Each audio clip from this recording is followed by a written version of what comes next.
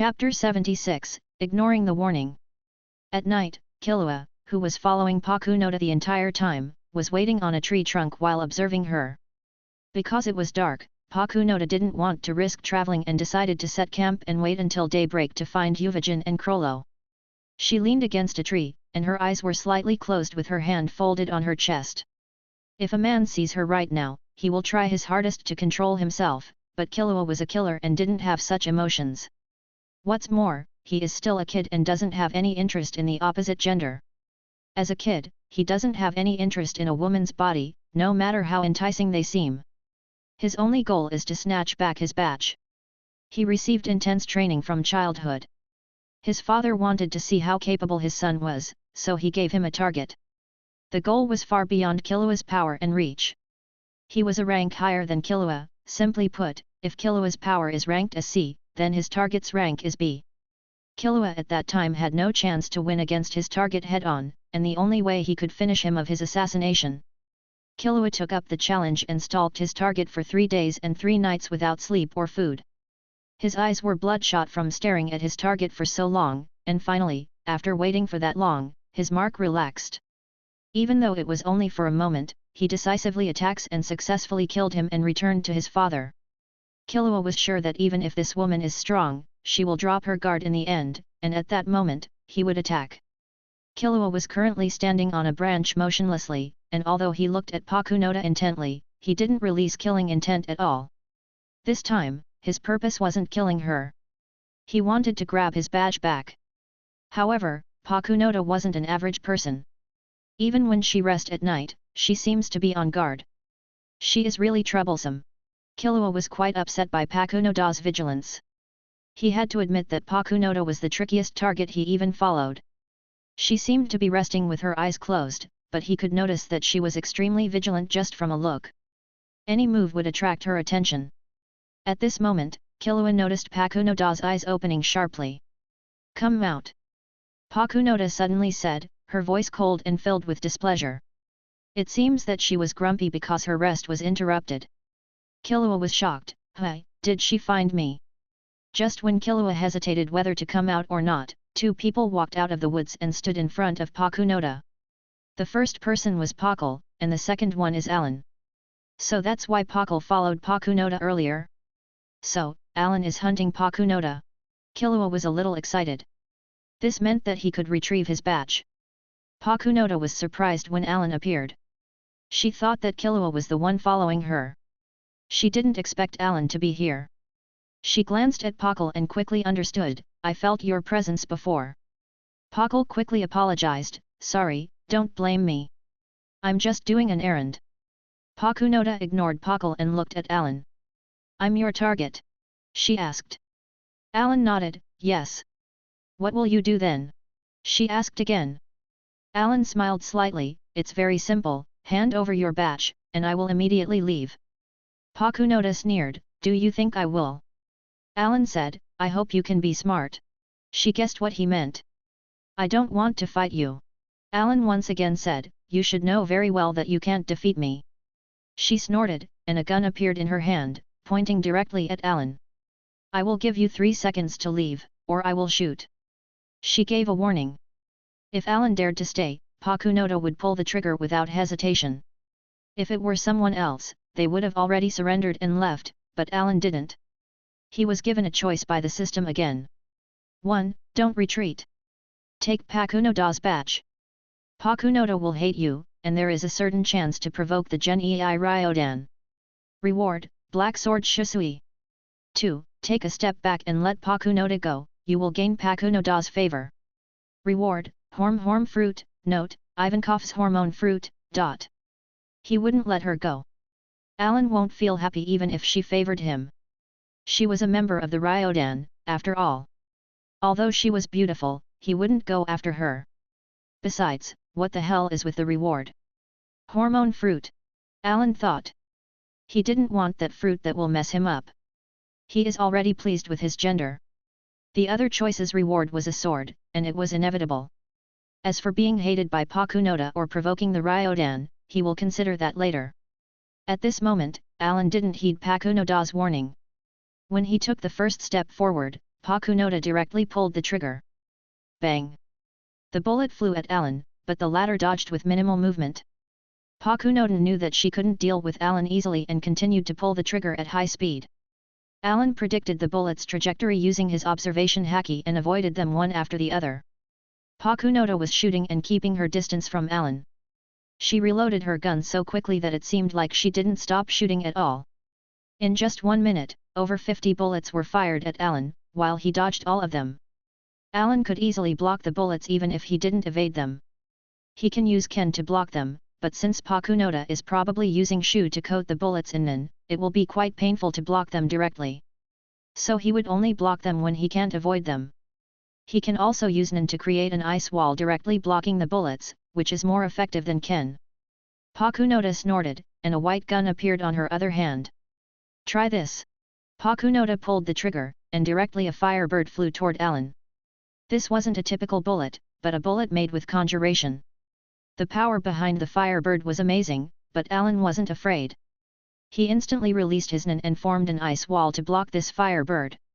Chapter 77, Great White Tiger. Boom! The firebird bullet collided against the ice wall and melted it. The power behind this bird is good. Allan's eyes narrowed as he approved of Pakunoda's power. As far as he knows, Pakunoda was a specialist who can see people's memories, and her weapons are guns. She can shoot a bullet at her companions and share her memory or the memory of someone else. Now, Allan was surprised that she could make other types of bullets like the Firebird one. Although it was powerful, it lacked penetrative power. If not for Allan's ice ability, that bullets would have burned him. The night lightened up by the flames, but the water from Allan's ice extinguished the fire. On a tree trunk not far away, Killua watched the battle with curiosity and awe. So, this is the battle between Nin users? This is interesting. A trace of yearning appearing in Killua's eyes as he imagined himself learning such ability. After the hunter exam, he decided that he would learn Nin and become a master at it. Unlike Killua, Pakul retreated to the side as he was afraid of being involved in the fight. He stayed far away with hesitation. He was surprised by Allan's power to make ice out of thin air, and he didn't know how Pakunoda shot a bullet that turned into a firebird. He wasn't familiar with Nin, so the scene in front of him was like magic. At this time, Pakunoda pulled the trigger 3 times, sending 3 firebirds toward Allan. Allan's eyes were sharp as he pointed his palm toward Pakunoda and shot a large icicle toward the firebirds. The firebirds and the icicle cancelled each other and turned into steam. The firebirds consumed too much energy, and after firing 3 at the same time, Pakunoda started feeling tired. On the other hand, Allan was relaxed. Pakunoda knew that the firebirds didn't threaten Allan in the slightest. To cause damage to a powerful enemy, a powerful attack is needed. You only have one trick. Pakunoda's eyes turned cold as she looked at Allan. At the same time, her aura started to grow and radiate from her body. Her gun was covered in a dense quantity of Nin that made Allan become alert. He could feel that the next attack will carry the full power of Pakunoda. He was very curious about this new bullet she will use, but he was sure it would be stronger than the firebird. You will regret coming to get my batch. Pakunoda let out a cold grunt and pulled the trigger. Roar! When the bullet escaped the muzzle of her gun, a tiger roared. The roar scared most of the animals in the forest as birds and beasts alike fled. Pakunoda shouted Byakko through clenched teeth as she seemed somewhat tired. It seems that this move consumed a considerable amount of Nin that it left her exhausted. The bullet transformed into a white tiger looking at Allan fiercely. The white tiger's body was 5 meters long with the word king in the center of its forehead. It was like the king of beasts. Seeing this tiger, Allan frowned. Unexpectedly, Pakunoda had such a move up her sleeve. Before he could react, the tiger rushed forward and pounced on him. This move was one of the strongest moves Pakunoda could use. It was a finishing move that depleted a considerable amount of her Nin, and if we turn the amount it consumes into points, it would be around 20,000 point. Pakunoda could only use this move once a day, and it will put a great burden on her body. Byakko roared as it opened its mouth and bit at Allan. It was already too late for Allan to retreat, so he could only hold the tiger's mouth with his hand and kick at its stomach. Byakko immediately roared in pain, while Allan used this opportunity to get up. While Allan still on one knee, the tiger instantly jumped at him. Allan seeing this could only use Leaf Strong Whirlwind to kick the tiger away. The lead strong whirlwind can easily break a large tree. Sending the tiger away won't be harder than that.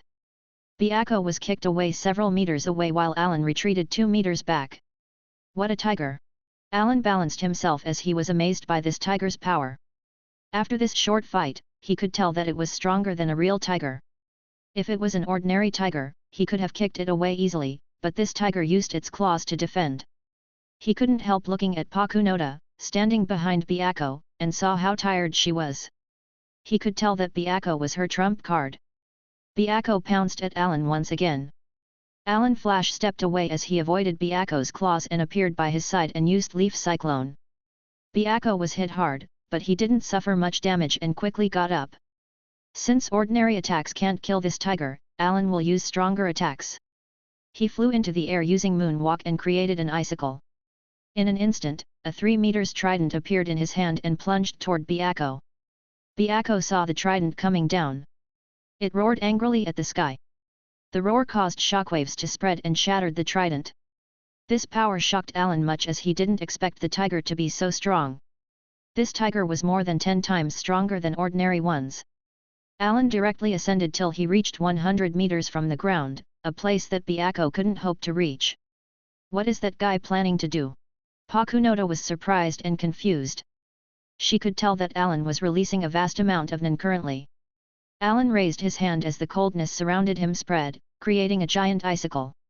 Smash it for me. The giant icicle flew down like a meteorite from 100 meters above the ground toward Byakko. Byakko wasn't afraid as it raised its head and roared once again. However, this icicle was too giant. The roar could only slow it down and crack it slightly on the surface. Pakunoda bit her teeth and raised her gun, and shot toward the icicle as she saw Byakko's death near.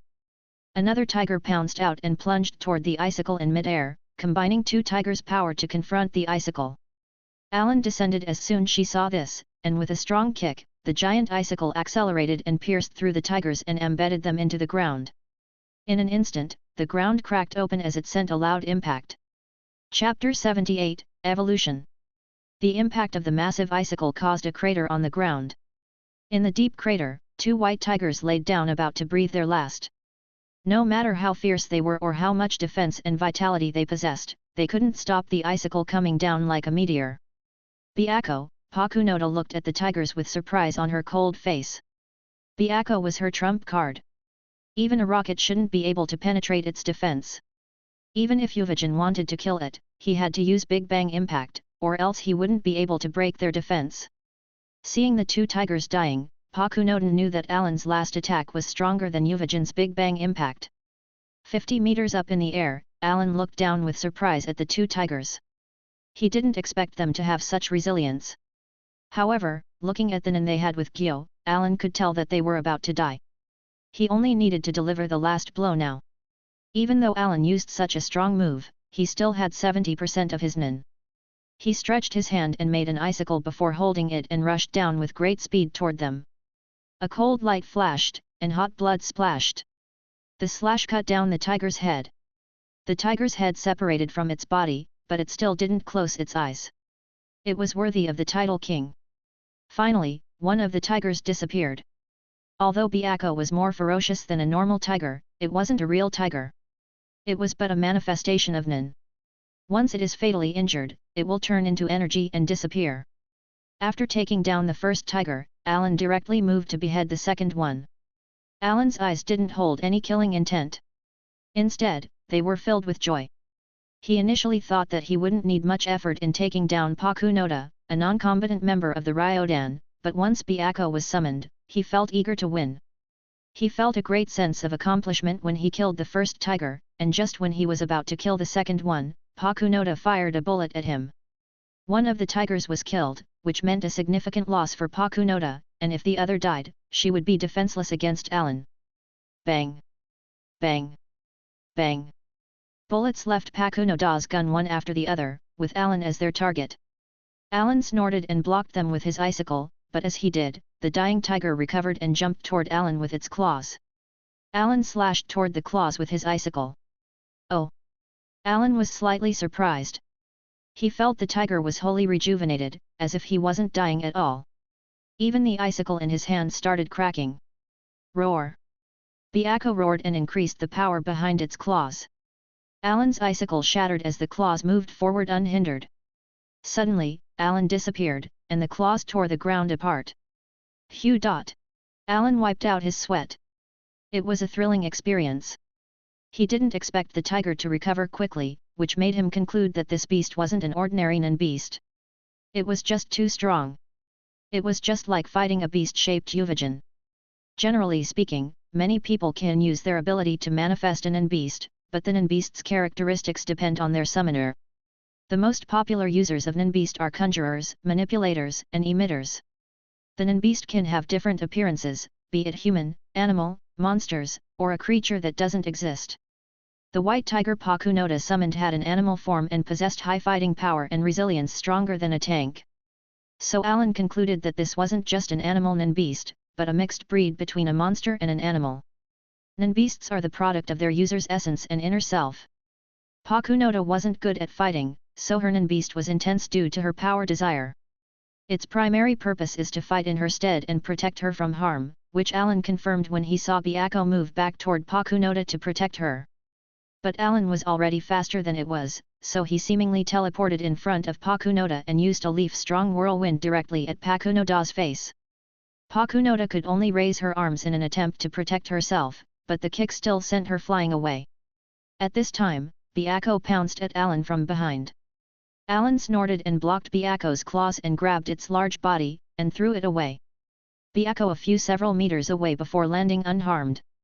He roared and glared at Allan. Allan looked at it and taunted using Rock Lee's infamous beckoning gesture. But unexpectedly, Byakko didn't rush forward. Instead, he jumped in front of Pakunoda to defend her and looked at Allan with vigilance. So, the tiger is protecting its master.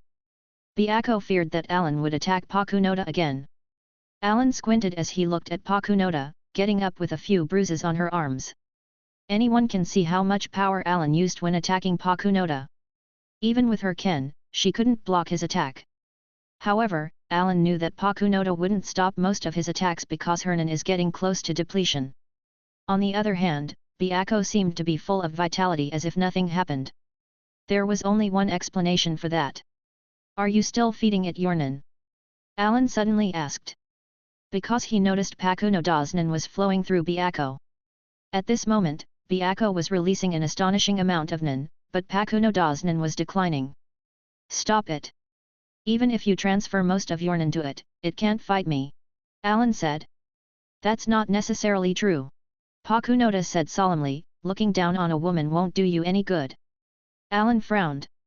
He could tell that as soon as Pakunoda was angry, her nin suddenly increased, and Byakko's body started changing. On its back, a pair of snow-white wings sprouted out and spread. Heavenly White Tiger. It evolved. As its wings spread open, a gust of wind swept out like a hurricane. Allan put his arms in front of him and resisted the violent wind.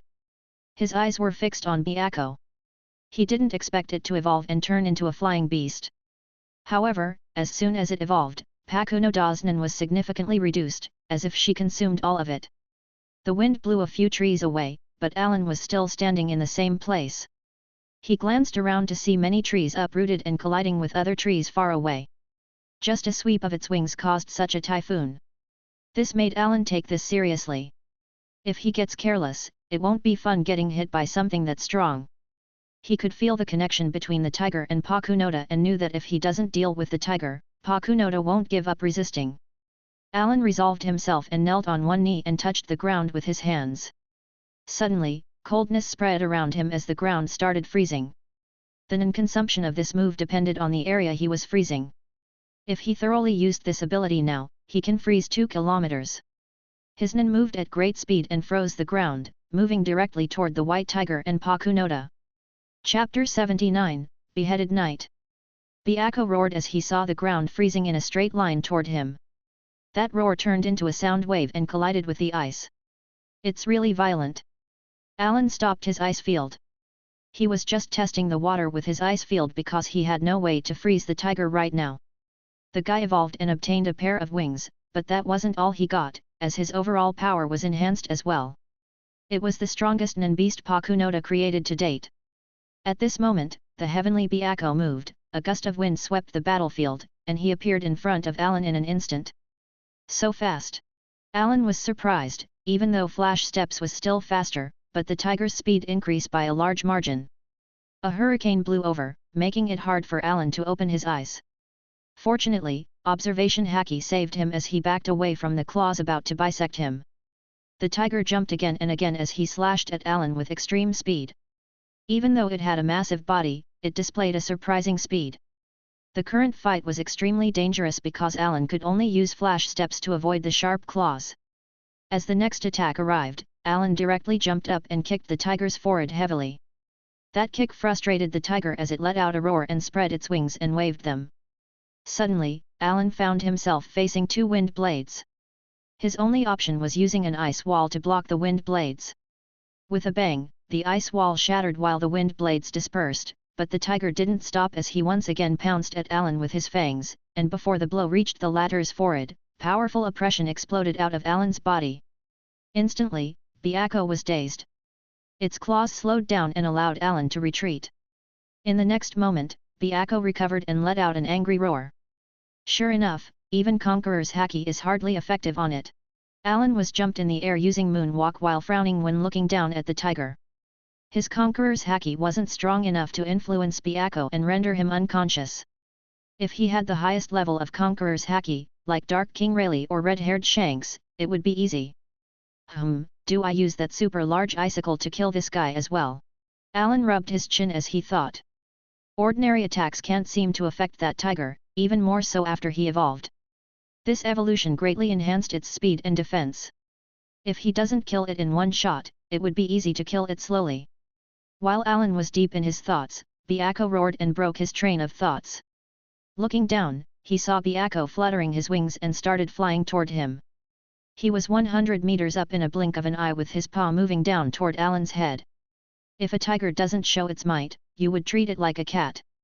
Allan snorted as a 7-feet-long icicle appeared in his hand and blocked the tiger's paw. In the pitch-black sky, Allan and Byakko collided 100 meters above the ground. Although Allan didn't know any swordsmanship, he can correctly predict Byakko's attacks relying on his observation Hako while using his icicle to attack. At first, the icicle and the sharp claws collided, and the former almost shattered instantly. Allan instantly used Shu to cover the icicle, greatly enhancing it. He relied on the flexibility of Moonwalk to maneuver around Byakko and attacking him. After a few bouts, several wounds appeared on Byakko's body. The hot blood covered the cold icicle. The injured Byakko roared as his wings spread out, sending feathers like arrows toward Allan. He was trying to make Allan look like a hornet nest. Allan didn't expect Byakko to have this kind of attack. While he was shocked, he didn't stop moving as he swung the icicle in his hand to block, but feathers kept coming and raining on him. A few feathers managed to land on his body, leaving a few wounds. But fortunately, he used Ken. The feather couldn't penetrate him and only scratched him slightly. But being overwhelming with this attack wasn't going to end in his favor. Instantly, his Nen erupted from his body and turned into hundreds of ice arrows that shot out and collided with the feathers. In terms of speed and power, the feathers and ice arrows were equally matched. So, Allan and the tiger were competing on the amount they could produce. After several waves of feathers against ice arrows, the number of feathers was reduced, and as a result, several ice arrows penetrated the tiger's body. Although the arrows were 18 centimeters long, they could hardly damage Byakko's big body, but the wounds kept accumulating, and the tiger was weakened. This is the best time to kill you. Allan once again condensed a hard icicle in his hand and rushed toward the tiger, who raised its claws to attack back. The most noticeable change was Byakko's speed that dropped considerably. Within a minute, Allan wounded the tiger's body several times as the fur on its body was dyed red. Even its claws were nicked from the constant defending. Byakko didn't care about his injuries. It rushed toward Allan regardless. It was determined to defeat Allan no matter what. Allan didn't fight back as he moved higher and higher. Byakko didn't care as he followed after him while attacking with his feathers. When Allan reached an altitude of 500 meters, he sneered and stopped, then turned toward Byakko and slashed. Byakko reacted instantly by opening its mouth and biting the icicle. But Allan didn't stop and kicked the tiger's head up before dropping another kick on its forehead. Due to that kick's power, Byakko started falling from an altitude of 500 meters like a cannonball. At this time, a figure burst out from the trees, quietly moving toward Pakunoda. That person used the dark night as a cover as he restrained his breathing and approached quietly. Pakunoda was too focused on the fight between Byakko and Allan to notice anything strange. Killua approached quietly and wanted to knock Pakunoda out with one blow from behind. But when he got close enough, Pakunoda noticed him and instantly turned around and blocked Killua's attack. Killua used all of his power, thrust his hand into Pakunoda's chest, and directly broke her ribs. Pakunoda snorted and withdrew while look at Killua. "Smelly kid, you were following me. Give me back my badge," Killua said. "It's here if you can take it, that is." Pakunoda stretched her hand, bringing out Killua's badge, and shook it provocatively. "Damn it!" Killua looked upset. He was hiding in a distant tree the whole time waiting for an opportunity, and when he saw Pakunoda focused on Allan and the tiger, he launched his attack, but it failed. However, it wasn't a complete failure. Although the surprise attack failed, he still broke her ribs. Moreover, he could feel that Pakunoda was too weak compared to before. Bang! Pakunoda took her gun and directly shot at Killua. Seeing this, Killua immediately used his rhythm echo as he turned into several after images avoiding the bullets. While shooting at Killua, Pakunoda started moving back. Because she summoned Byakko twice, she used almost 40,000 Nen points because each one requires 20,000 points. Her maximum Nen output was about 70,000 Nen points. So, when Allan killed the first tiger, she lost 20,000 points, then to heal the remaining tiger, she used 10,000 points and more than 10,000 to make the tiger evolve. She, at most, has 1,000 Nen points. She doesn't have enough power to subdue Killua in her current state. However, Killua wasn't any better since the gunshot wound on his left shoulder still didn't recover. However, if Killua's goal were to kill this woman from the start, he would have killed her. But his goal was to knock her out and get his badge back. "Return my badge to me, and I will immediately leave," Killua said seriously. Pakunoda shot another bullet at him. This was her answer. Killua immediately launched forward toward Pakunoda with killing intent this time. However, suddenly a violent wind came from behind him as Byakko appeared and, with one swing of his paw, sent Killua flying into the forest. Pakunoda was excited when she saw Byakko appearing. However, seeing it covered in blood and its body full of the wound made her expression turn cold. "Byakko, you did your best to protect me." Pakunoda stretched her hand and patted Byakko's head. Although it was just an beast, it was still the knight that guarded her. Byakko lost its previous bearing as it crawled on the ground and obediently let Pakunoda caress it. At this moment, Pakunoda's expression suddenly changed as a terrible killing intent exploded from the sky. And from above, Allan swept down with his icicle in hand toward Byakko. Byakko instantly stood up in front of Pakunoda and defended with the last of his powers. Allan's icicle didn't have mercy as it directly beheaded Byakko, which made Pakunoda's face gloomy. Seeing Byakko disappearing and turning into nothing, she raised her head and said, "I won't forgive you." Chapter 80, Rubbing the Spider's Nose in the Dirt. Pakunoda seemed ready to kill him, which made Allan smile. "Drop it, Pakunoda-san, you have already lost, and it won't do you any good to fight further. Dying is better than submitting to you." Pakunoda pointed her gun at Allan and shot it without hesitation.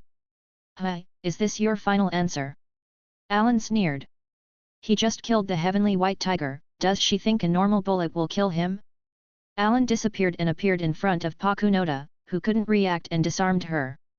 "I will temporarily confiscate this dangerous toy for now." Allan twisted his hand and broke her wrist, and easily took her gun off. Although he was a bit rude, he did not pity a woman like Pakunoda. At this time, Pakunoda snorted and kicked Allan between his legs. "Pakunoda-san, you shouldn't kick a man there."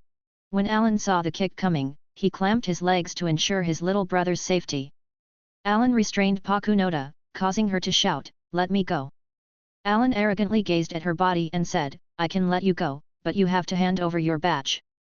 That's the only thing that matters to me. Hand it over, and I won't do anything to you." Although he didn't know where Pakunoda hid the badge, he could guess that she hid them on her oppai since there was no other place to hid them looking at her clothes. 2D oppai's space is infinite. They can hold anything. Pakunoda turned her head around proudly and said, "Give up, you won't take my badge." Allan laughed and wasn't angry. "Up to you. Seeing that Allan was about to do something, Pakunoda tried her best to struggle out of Allan's hold, but she wasn't strong enough. Pakunoda-san, you aren't strong compared to the other spiders, are you? Allan guessed this from the power Pakunoda was exerting to struggle out of his hold. So, he concluded that she was at the bottom of the Ryuudan in strength.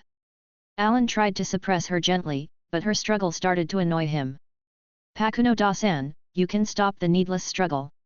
If you dare move again, I will do this seriously. After saying this, Allan stretched his left hand and grabbed Pakunoda's neck, lifting her 4 or 5 centimeters above the ground. The moment Allan picked her up, she seemed like a weak woman that couldn't defend herself. Pakunoda's specialty should be espionage. This is why she wasn't as strong as the other members. Allan didn't let her go. He wanted to make this woman feel the fear of death. Although she wasn't afraid of death, it was still worthwhile to let her understand a thing or two about it. While she didn't struggle anymore, Pakunoda still had no intention to give Allan her badge. She had that look on her face that said, I'd rather die than surrender. As a member of the Ryuudan, her pride doesn't allow her to compromise. And another thing, they were the Ryuudan, they were the ones to do the robbing. When was it the other way around? That's why she was reluctant to hand over her badge. If she compromises, she felt that it would be the defeat of the Ryuudan as a whole. Pakunoda-san, you sure are a proud woman. Seeing her like this, Allan smiled as he decided to crush this woman's pride completely. He tightened his hand around her neck, making her face red. Pakunoda-san, how do you feel about suffocating? Allan sneered as his hand tightened further. Pakunoda couldn't breathe anymore, and her consciousness became blurry. She felt death approaching bit by bit. Is this guy truly going to strangle me to death? When she saw Allan's sneer, Pakunoda realized that he was joking or scaring her. He really planned on killing her. Allan finally said, listen, Pakunoda-san, I will give you one last chance. Although I know that you're not afraid of death, is it worth it to die for a numbered badge? Moreover, even if you don't give it to me, I can still kill you and take it from your corpse. That pride won't do you any good. Allan's words shook Pakunoda. Indeed, if she calmed down a bit, she would realize that death is not worth a badge in an exam. Seeing her reaction, Allan spoke, Pakunoda-san, if you don't hand over your badge willingly, then I will even do something eka to you. Although Pakunoda wasn't experienced in that field, she wasn't too dense to not understand his meaning. She coldly said as Allan threatened, do you dare threaten me? Allan simply laughed, yes, it's a threat. You should be clear about your current predicament. You have no choice. If you don't cooperate, even if you are a member of the Ryuudan, I will still follow through my threat. Pakunoda glared at Allan, if you dare touch me, I promise you will regret it. Allan sneered, why? Do you think Krollo will kill me? Or do you want all of the Ryuudan to chase me down? Hearing Allan's words, Pakunoda could tell that Allan knew them very well. Who are you? You don't need to know who I'm. I won't hesitate to kill you even if you're a member of the Ryuudan. That's what you need to know. If they annoy me, I will just kill them all. Of course, Allan was bluffing. If someone wanted to fight with all the Ryuudan, unless they are as powerful as the Zaldik or a monster like Netero, they wouldn't be able to do anything. So he just wanted Pakunoda to know that he wasn't easy to deal with. He understood the spiders and knew each of their weaknesses. Allan was making a bet. He wanted to see if he can subdue Pakunoda. He won the bet as Pakunoda handed over the badge to Allan without a word. Not just one but two. One was her badge, and the other was Killua's. Allan frowned because he knew that badge number 99 belonged to Killua. I got this badge from the silver-haired kid, Pakunoda said honestly. Sure enough, Allan immediately asked, it shouldn't be so easy for him to give his badge to someone. How did you get it? Of course, I took it by force. Do you think someone will just hand over his badge to others? Pakunoda said coldly. Allan shrugged. He didn't care about her current reaction. By the way, you didn't kill Killua, did you? Allan changed the subject subtly. He knew that the Ryuudan didn't care about life at all. They would kill anyone standing in their way, but he didn't believe that she could kill Killua. Killua? Is it that silver-haired kid? Pakunoda said coldly. He tried to attack me just now, but he was sent flying by mine and beast. I don't know if he is alive. Allan was surprised, but he wasn't worried about Killua. Even without Nen, he could survive an attack from that tiger with his physical strength, but he probably hurt. Pakunoda thought for a bit before she said, "Listen well, Allan, don't think that just because you won today, I will give up. You took something from, and I will get it back, so for now, keep the number 18 batch, and I will take it back someday." Allan didn't refuse. "Okay, I will be waiting for the," but, he looked at her and sneered, "if you fail, you will most likely be enlightened about the thing that happens between a man and a woman." Pakunoda understood his meaning and snorted before walking into the forest. Although nothing is wrong if you look at her, her body was injured. First, she used too much Nen that her body was current like a desert, wholly deprived of Nen, then Killua broke a few ribs, Allan broke her wrist, then almost suffocated her. Therefore, she needed a quiet place on the island to rest before the hunter exam is over.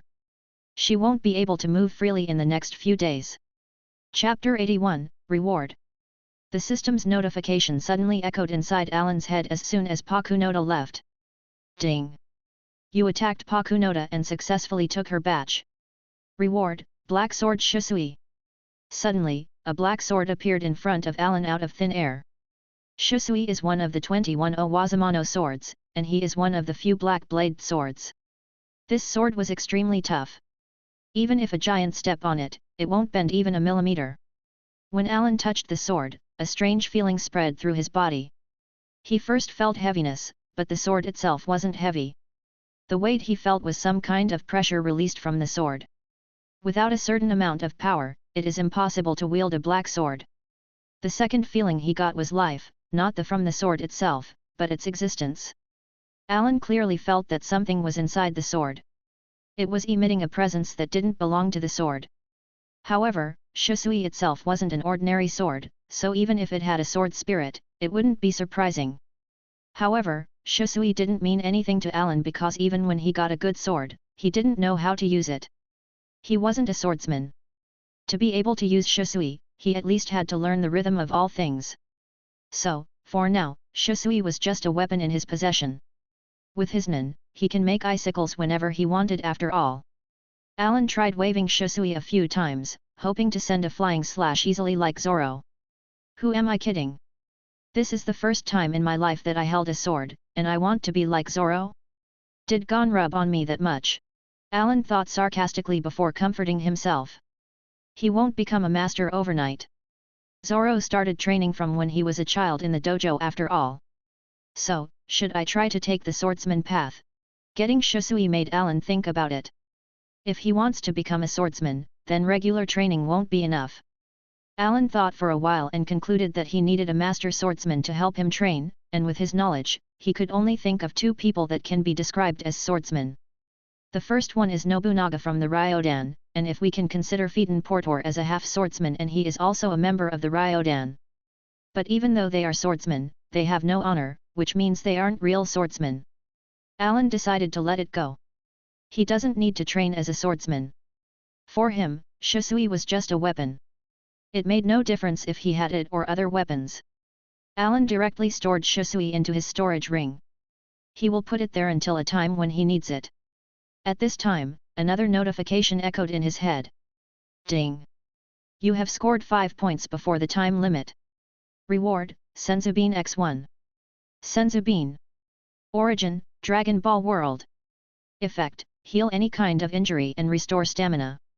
Special reminder, if you eat this when you're on the verge of death, you will be resurrected.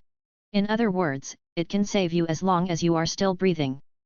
Allan looked closely at the abilities of the Senzu and was quite satisfied with its power. With a Senzu, it was like having two lives. Allan decided to cherish this Senzu because he didn't know when the system would give out another one. Allan was in an excellent mood at the moment.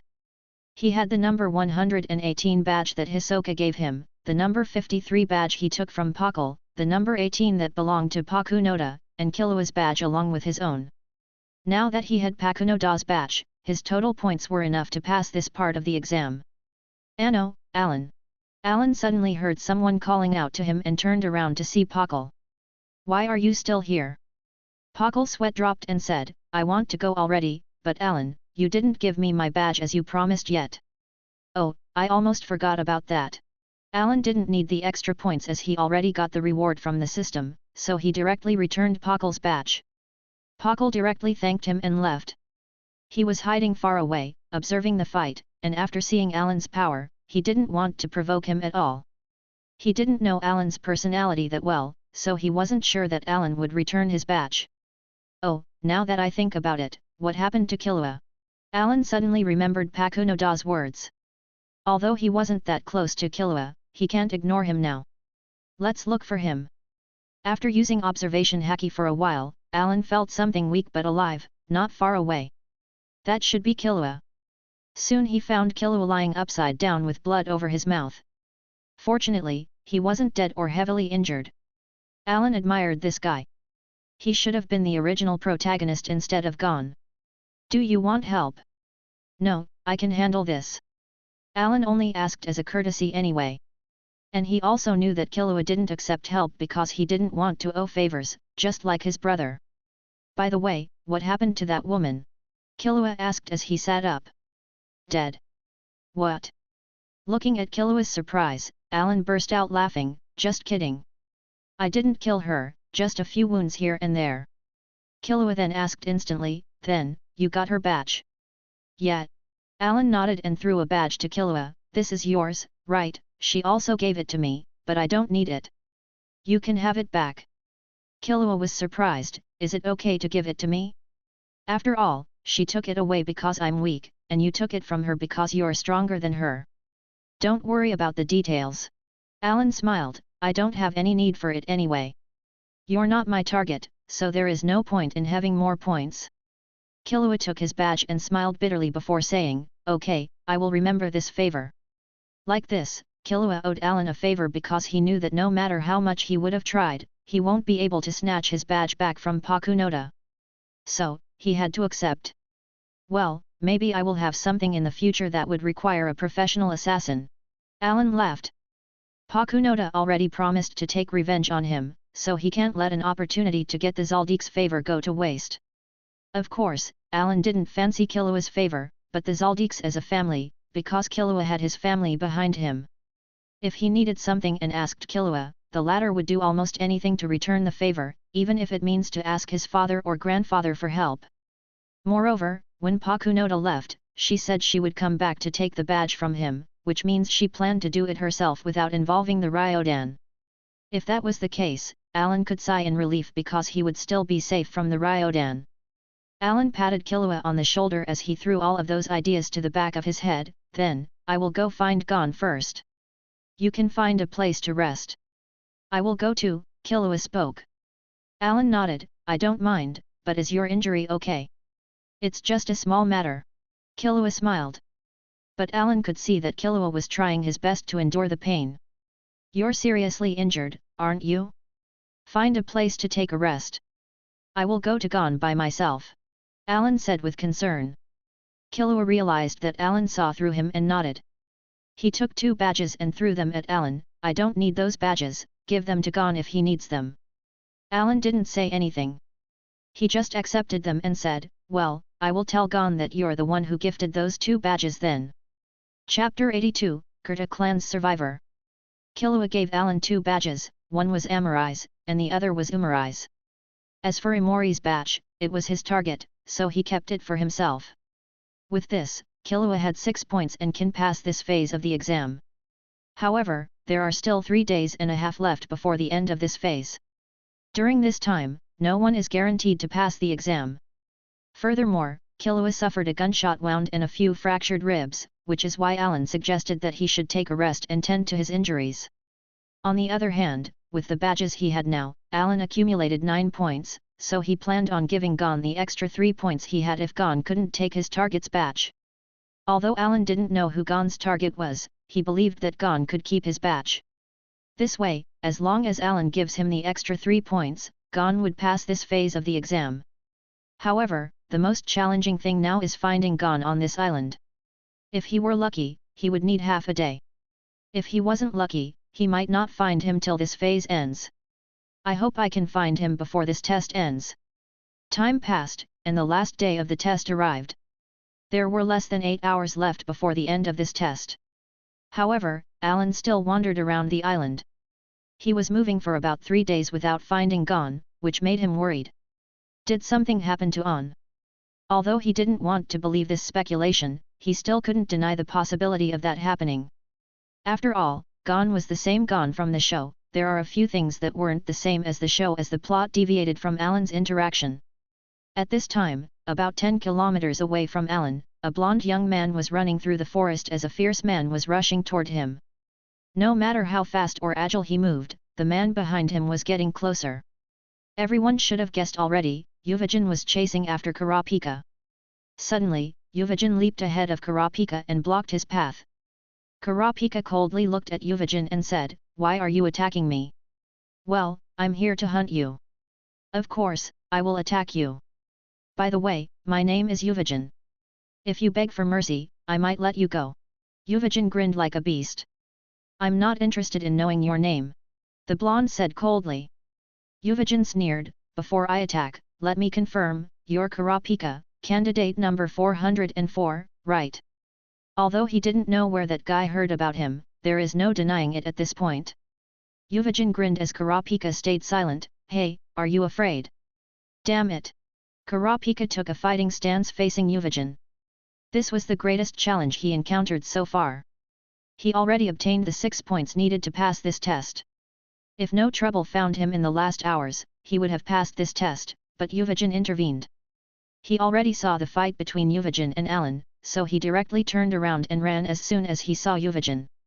However, he underestimated Ryuudan's determination, as the latter eventually caught up. He was fortunate enough to witness Allan and Ryuudan's fight and knew very well that no matter what he does, he won't be able to fight against Ryuudan. But now, there was nothing else he can do except fighting Ryuudan. But Ryuudan was like a beast playing around with its prey. "I will let you escape for 10 seconds and then start attacking. How about that? I'm very compassionate, aren't I?" Ryuudan started to count, and at that moment, Kurapika realized that this would be his last opportunity to escape. He started running without hesitation, which made Ryuudan touch the back of his head and mutter, "What the hell, he run away." But Ryuudan didn't catch up and just waited for 10 seconds. "I remember the Kurta clan weren't so easily scared, this kid seems like a wimp." Ryuudan looked at Kurapika running away with disdain. He remembered when they slaughtered that clan. No one ran away even after knowing they would die in the end. They all chose to defend the tribe with their lives. Although they died in the end, the way they fought left a good impression on him. However, Kurapika didn't hesitate to escape just now, which made the Kurta clan's heroism in his eyes diminish greatly. Did the leader make a mistake? Is this kid a survivor of the Kurta clan? He doesn't have many similarities to those red-eyed people. Initially, when he gave Kurapika 10 seconds to escape, he expected him to feel humiliated and angry, which will make him rush forward and get beaten to death. But Kurapika ran away without hesitation. Ryuudan didn't plan on letting him go, and as soon as 10 seconds passed, Ryuudan followed after him quickly. Because Kurapika running away made Ryuudan want to torture him even more. Kurapika was the only remaining member of the Kurta clan. His only goal in life after that day was to avenge his family. After investigating for some time, he found out that the ones who murdered his clan were the Genii Ryuudan. So he started to train, and after 5 years, his body was healthy, while he didn't have any excess muscles to hinder his movement. In those 10 seconds, Kurapika ran 500 meters in one breath, which gave him some hope. "If I can pull the distance, even more, I will be able to get away and find somewhere to hide. I must pass this test, I must not give my badge away." Kurapika suddenly noticed someone approaching him fast. He couldn't help glancing back, only to see Ryuudan almost right behind him. There were about 20 meters between them, and the distance was gradually shrinking. "Damn it!" Kurapika cursed as he ran as hard as he can. "You're quite fast," Ryuudan said with excitement. In his eyes, Kurapika was like a lamb waiting to be slaughtered, and when that lamb ran away, it made the hunter very excited. Chapter 83, Death Road. After 10 minutes, Kurapika stopped running. A 50 meters cliff appeared in front of him, leading directly toward the sea. Although he won't die if he jumps down, he will be seriously injured. His last option now is to fight against Ryuudan, as jumping down was his last resort. "It seems that you're out of luck." Yuvajin stood 8 meters behind Kurapika with a sneer on his face as he looked at the latter playfully. Kurapika looked at Yuvajin vigilantly. If you have given me your badge honestly, I would have let you go, but it won't be easy now. Yuvajin said excitedly. Although his goal was getting the badge, he is more interested in hunting others as he was a sadistic bastard. With Kurapika hitting a dead end, Yuvajin was looking forward to the former's reaction. Will he jump down the cliff, surrender, or fight back? Kurapika gazed at Yuvajin coldly and understood that he was crazy. When encountering those types of psychopaths, showing weakness can guarantee your death. There is just one way out, and it's fighting back. Although he looks strong, I didn't train those past few years to die easily. I endured what normal people can't imagine, to reach where I'm now. Seeing Kurapika taking a fighting stance, Yuvajin was surprised. Weren't you running just now? Are you going to fight because I drove you to a dead end? You're weak. You can't defeat me, so just give up and kneel, beg for mercy, and I will let you go. Yuvajin looked at Kurapika in contempt, which made him angry. Who do you think you are? I'm not weak. What I have to endure is something that you can't even imagine. Kurapika pulled out 2 blades from under his clothes and clenched them tightly. I will let you see if I'm weak or not, you bastard. Kurapika rushed forward with swords in hand before slashing at Yuvajin fiercely. Good power. Yuvajin showed a slight approval, but he still didn't make any movement as if he looked down on Kurapika's attack. When the blade made contact with Yuvajin's shoulder, Kurapika felt that he struck a steel plate. Kurapika was taken aback because his full power attack couldn't even scratch his opponent's skin. Instead of hurting his opponent, his hand felt numb from the impact instead. His blade cracked before breaking in half. What the hell is this guy? Kurapika was shocked and quite shaken by Yuvajin's power. He thought that even if he can't deal with his opponent, at least he can trade some injuries. However, he was naive. He overestimated his power and underestimated his foe. Yuvajin's body was as strong as a steel wall.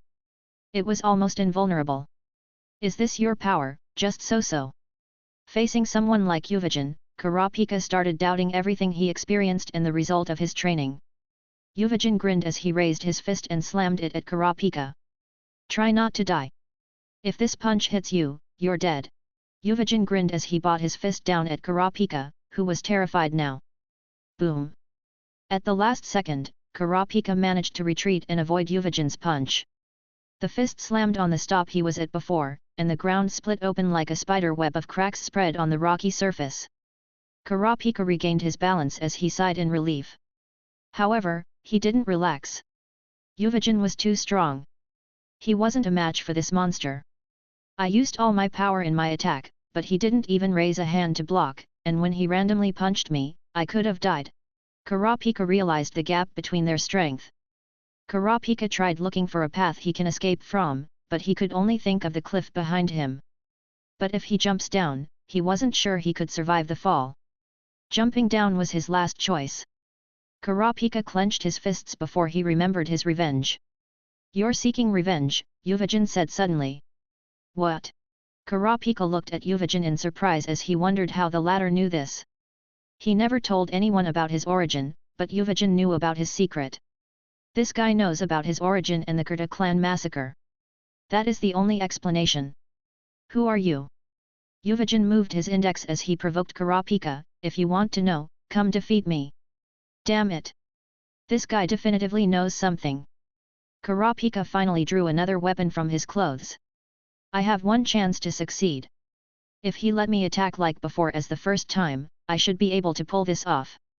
Kurapika took a deep breath and launched himself toward Yuvajin. He swung the new weapon at Yuvajin with all his might. As Kurapika expected and hoped, Yuvajin ignored his attack. However, when the dagger was about to hit him, he sent a backhanded punch at Kurapika's head. Kurapika avoided this punch in the last possible moment, as it was about to blow his head off. At the same time, Kurapika swung his dagger and slashed Yuvajin's arm fiercely. When he succeeded in his attack, Yuvajin once again attacked. Kurapika couldn't dodge the second punch, and in desperation, he placed his hands in front of him and blocked with all his might. The power behind the punch blasted Kurapika away toward the cliff. Fortunately, he stopped before falling. Yuvajin ignored Kurapika as he looked at the 3 centimeter cut on his arm and frowned. You scratched me? That dagger is sharp. You reap what you sow. You shouldn't have allowed me to attack you. Kurapika stared at Yuvajin coldly. Hi. Yuvajin was surprised that Kurapika was able to get up. After receiving my punch, you can stand up? You definitively surprise me there. However, I guess your hands are currently useless, at least for some time. Indeed, Kurapika blocked Yuvajin's attack with his hands, which broke them. He couldn't even move his hands right now. However, Kurapika didn't care at all, as he sneered at Yuvajin. Although my hands are temporarily useless, I achieved my goal. Goal? Yuvajin frowned. In the next second, Yuvajin felt numbness spreading all over his body. What? His complexion changed slightly as he suddenly realized, so, you coated your dagger in anesthetic. Kurapika sneered, it seems the effect has finally kicked in. I have to say. Your body is too strong. It took more than 10 seconds for you to feel numb. Fortunately, you're an arrogant guy. If you attacked me before, then you most probably would have killed me. Contempt is the most stupid act you can do when facing an unknown opponent. What the hell are you talking about? Don't underestimate me. Some anesthetic can't affect me. Before he could finish speaking, Yuvajin knelt on the ground with a bang as he put his hand on the ground. Kurapika sneered, do you think that the anesthetic I used was just a normal one? It was extracted from the black queen bee's sting, an endangered species with a super anesthetic. 0.5 gram of it can render an elephant unconscious in seconds, and I put 5 grams on the dagger. It's enough to put down dozens of elephants. Even if your body is strong, you can't be immune to it. In another half a minute, you won't be able to move at all. Bastard! Yuvajin started feeling numb all over his body and realized that Kurapika wasn't exaggerating. Thinking that his body would be unable to move just because of a 3 cm scratch on his skin made Yuvajin almost boil in anger and shame. I will kill you! Yuvajin glazed at Kurapika as he roared viciously. Chapter 84, Anger. Unfortunately for Yuvajin, the anesthetic was beyond his imagination. He was losing all feeling in his body quickly. As time went by, most of Yuvajin's body lost the power to move. He couldn't move and attack Kurapika, but he refused to let him go like that. Don't think you can get away. It was extremely difficult for him to open his mouth. What a terrifying guy. He can still talk, what a monster. Kurapika frowned as he stared at Yuvajin coldly. However, no matter how strong his body is, he won't be able to stay up for long. The effect of the anesthetic will get stronger as time passes. As long as he loses consciousness, I can leave. At this time, Yuvajin raised his left hand and clenched his fist. A large amount of Nen concentrated on his hand. Even though he can't move his body, he can control his Nen easily. He injected a large amount of Nen into his hand that could barely move. Kurapika's expression changed as he felt the sudden change in the atmosphere. Although he didn't learn Nen yet, he can feel the terrifying energy Yuvajin emanates from his body. If I'm hit with that attack, I will definitively die. I need to get away from here. Kurapika became anxious. However, I'm at least 7 or 8 meters away from him. He can't attack me from this distance with his paralyzed body. In other words, he is aiming at the ground to throw me off the cliff. Kurapika instantly wanted to get away from the cliff, but Yuvajin was on his way and will attack him as soon as he gets closer. At this moment, Yuvajin already brought his fist down. I won't let you run. Take my Big Bang impact. Yuvajin thought. Yuvajin poured at least 20,000 Nen point in that Big Bang impact. Instantly, the ground was destroyed. The impact threw Kurapika into the air and toward the sea, 50 meters down. Damn it! Is this how it ends? I will probably die after I fall into the sea. At this moment, something moved from the forest and attached itself to Kurapika's clothes before yanking him back toward the ground. But he already fainted due to the shock from the Big Bang impact. When Kurapika woke up, he found himself lying on the grass inside the forest. What happened? As he slowly opened his eyes, Kurapika saw a hedgehog hare wearing green clothes and holding a fishing rod. Gon.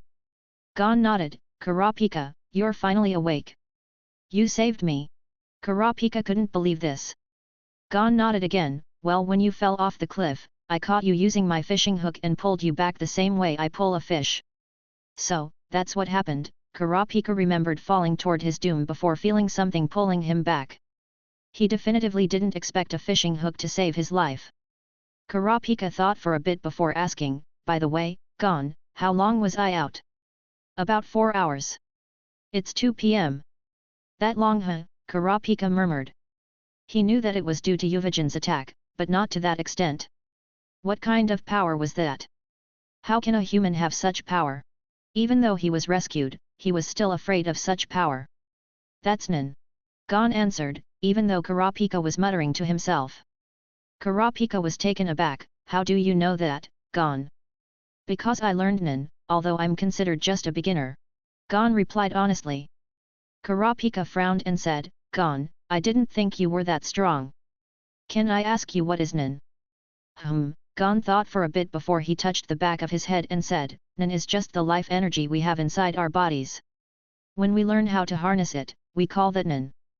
Kurapika understood the main point, so it's life energy? This means that everyone can learn it, right? Well, yes, but I don't know too much because I haven't been training for long. Gon looked down as he felt slightly ashamed about his inability to help. Kurapika smiled, Gon, you're really amazing, you are younger than me, but still much strong. I'm envious of you. He, do you want to learn Nin, Kurapika? Gon smiled. Kurapika clenched his fist unconsciously, well, if I have a choice, I would like to learn because I need to avenge my family. Well, after the hunter exam is over, you can ask Allan to teach you. Gon said. Allan? Is he the one that participated in the exam with you? Yeah, you should already know him. I have an impression. Although I didn't talk to him, he seemed quite strong. Kurapika answered. Allan is great. Gon exclaimed. So, Gon, you learned Nin from Allan? Kurapika asked curiously. Yes. Gon nodded vigorously. So, if I asked Allan, will he teach me? Kurapika asked. Gon thought for a while then said, I think he would because Allan is a good guy. As long as you become his friend, he will teach you unconditionally. Just become his friend, Kurapika smiled and said, I can rest assured after hearing your words, Gon. I will ask Allan after the exam. Let's keep quiet for the time being. Okay, no problem. Gon gave him a thumbs up. Suddenly, Kurapika realized that his arms were bandaged. Gon, did you do this for me? Gon nodded, yeah, I have set them back in their place, used some herbs I picked nearby to heal them, and then bandaged them. It shouldn't be a big problem anymore. But you can't move yet. You should rest for some time. Kurapika was grateful, thanks a lot for your help, Gon. He, don't worry, we're friends. Gon waved his hand shyly as he wasn't used to anyone thanking him. By the way, Gon, why were you there? Kurapika asked. Gon didn't hide anything from Kurapika. He told him about Yuvoin being his target and how he followed him secretly for days but couldn't attack since he knew that he wasn't Yuvijan's match. When I found that you were his target, I knew that my opportunity is coming. So, I waited in the forest. Gon then apologized, I'm sorry, Kurapika. I didn't come out to help you instantly. It's okay, Gon. That guy is too strong. Even if you came out, the two of us wouldn't have any chance against him. Hiding in the forest and waiting for an opportunity is the best choice. You helped me in the end, and that's what matters. Kurapika smiled. Gon shyly touched the back of his head and said, You're welcome. We are friends, after all. Gon, did you take that guy's badge? Kurapika asked. Gon nodded, when you were attacking him, I used my fishing rod to steal his badge from his chest. That's good then, Gon. You can pass this phase of the exam now. Kurapika sighed in relief. Gon said, there are still 4 hours before the test is over. We should wait till then. Kurapika frowned at this moment, I don't think Yuvijan would give up easily. That guy is a maniac. Gon smiled and said, it's okay, as long as he meets Allan, Yuvijan won't be able to do anything to us. However, as soon as Gon's voice fell, both heard a roar not far away. The roar was full of anger, which made their expression change. It's Yuvijan. Gon said. How is that possible? Did he recover from the anesthetic that fast? Kurapika was surprised, that is a super anesthetic, you know, I can make dozens of elephants sleep for hours. A few hours passed and he already recovered. Kurapika, although your anesthetic is strong, a guy like Yuvajin won't be affected by it for long. His willpower is extreme, and his body is above that of a human, and an anesthetic can't affect him for long. Sure enough, just as Gon said, after the roar, the astonishing aura was approaching them. At this moment, Yuvajin was extremely angry. He woke up and realized that someone snatched his badge. He was already angry when Kurapika tricked him and paralyzed him, but now, he was dead furious. Assholes, you dare to snatch my badge and escape. No matter who you are, I will find you, and I will kill you. Although Yuvajin didn't see who took his badge, he sensed Gon in the forest. There are two presences in the forest, one is the Kurta's survivor, and the other should be the one who took my badge.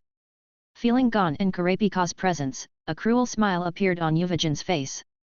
At this moment, Allan, who was looking for Gon, felt Yuvajin's aura. That's Yuvajin, and he seems angry. I will go take a look. Allan immediately turned around and went toward Yuvajin. He already fought him 3 times and was very familiar with his aura and presence. That guy is as violent as ever. I don't know who angered him this time. On the other side, Gon and Kurapika were hiding as best as possible, but Yuvajin was still getting closer. Chapter 85, Chase.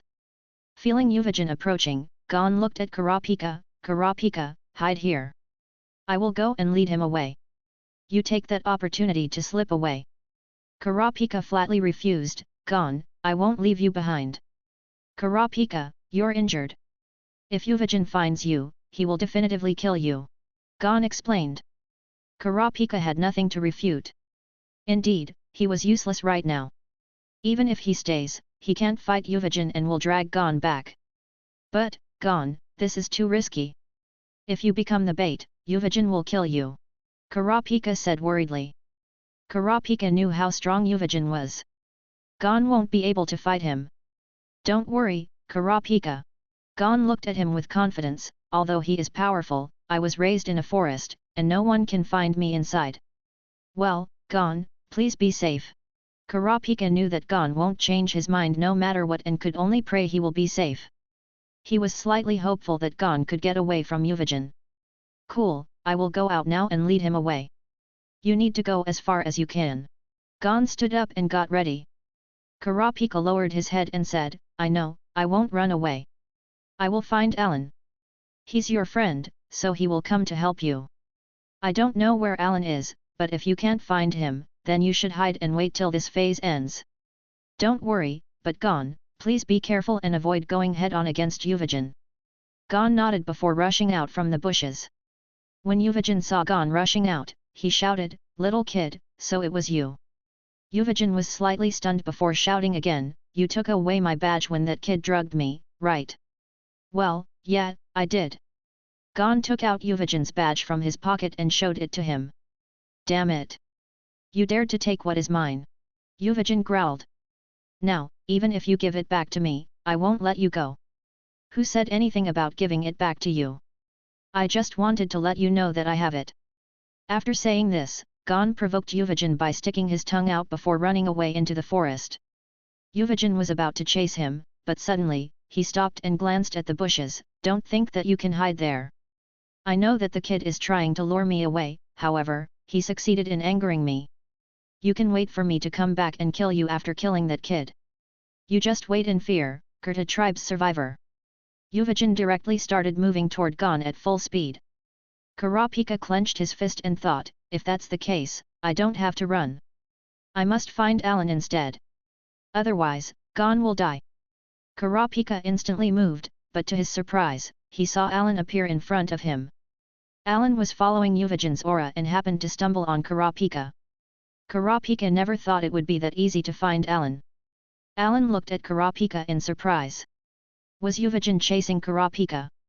However, he quickly denied that suspicion as Yuvajin was going further away from here, which meant that he was chasing someone else. At this moment, Kurapika reacted and stepped forward. Hello, although we never met before, I'm Gon's friend, my name is Kurapika. Although he didn't expect Kurapika to take the initiative to greet him, Allan nodded politely, and replied, Well, I know you, Kurapika, you also should know my name, so I won't need to say anything. So, what happened? Allan asked. Gon is in danger. To help me get away, he led Ryuudan away. Ryuudan is now chasing him. I was about to look for you. Please help Gon. Allan frowned, so Gon was the one being chased by Ryuudan. Allan couldn't feel Gon's presence because Ryuudan's presence covered up the entire place. As Allan was ready to move to help Gon since he was in danger, the system gave him two choices. Ding! Please choose an option. 1. Agree to Kurapika's request and rescue Gon. Reward, 1 sword-style swordsmanship, novice. 2. Reject Kurapika's request, ignore Gon's life. Reward, increase amount of Nen by 10,000 points. Note, either the author changed his mind about mental strength, or it is another attribute that can increase Nen. The second reward was more attractive to Allan, but he won't ignore Gon's life. Sacrificing a friend's life for the sake of profit isn't his thing. He isn't a scumbag. Allan immediately said, I'm going to find Gon now, don't worry. Thank you, Kurapika said gratefully. Don't thank me, Gon is my friend, and it's natural for me to save him if I can. And I made a promise to keep him safe. After saying this, Allan directly rushed forward in the direction of Ryuudan's aura. I must save Gon. I promised Mito to keep him safe, and I won't forget that Gon was my first friend in this world and also my benefactor who took me in when I had nothing. Gon was rushing through the forest with all his might, using Nen to accelerate. However, Gon was underestimating Ryuudan, who soon overtook him quickly. Ryuudan directly punched Gon, who didn't dare face it head-on as he felt the power contained in that punch. Big bang impact. Boom. The punch destroyed the ground, forming a huge pit. The terrifying shockwave sent Gon skidding several meters away. Gon was slightly injured, but he was shocked by the difference in strength between them. This is dangerous. If he strikes at me with that fist, I will die. Gon looked at Ryuudan solemnly. Gon maintained 10 to defend himself even slightly. Although he can't go head-on with Ryuudan, he can improve his power and speed, and defense when he wraps his body in Nen. No matter how strong his enemy is, he will not give up even if his chance to win is 0.01%. That's Gon. Seeing the Nen around Gon's body, Ryuudan was slightly surprised. Oh? You can use Nen. Although he said this, Ryuudan was more surprised that Gon could avoid his big bang impact. It seems that Allan taught you some tricks. Ryuudan narrowed his eyes and looked at Gon. He fought Allan a few times and was quite impressed by him, but Allan wasn't here, so he can kill Gon easily. I will kill you, kid.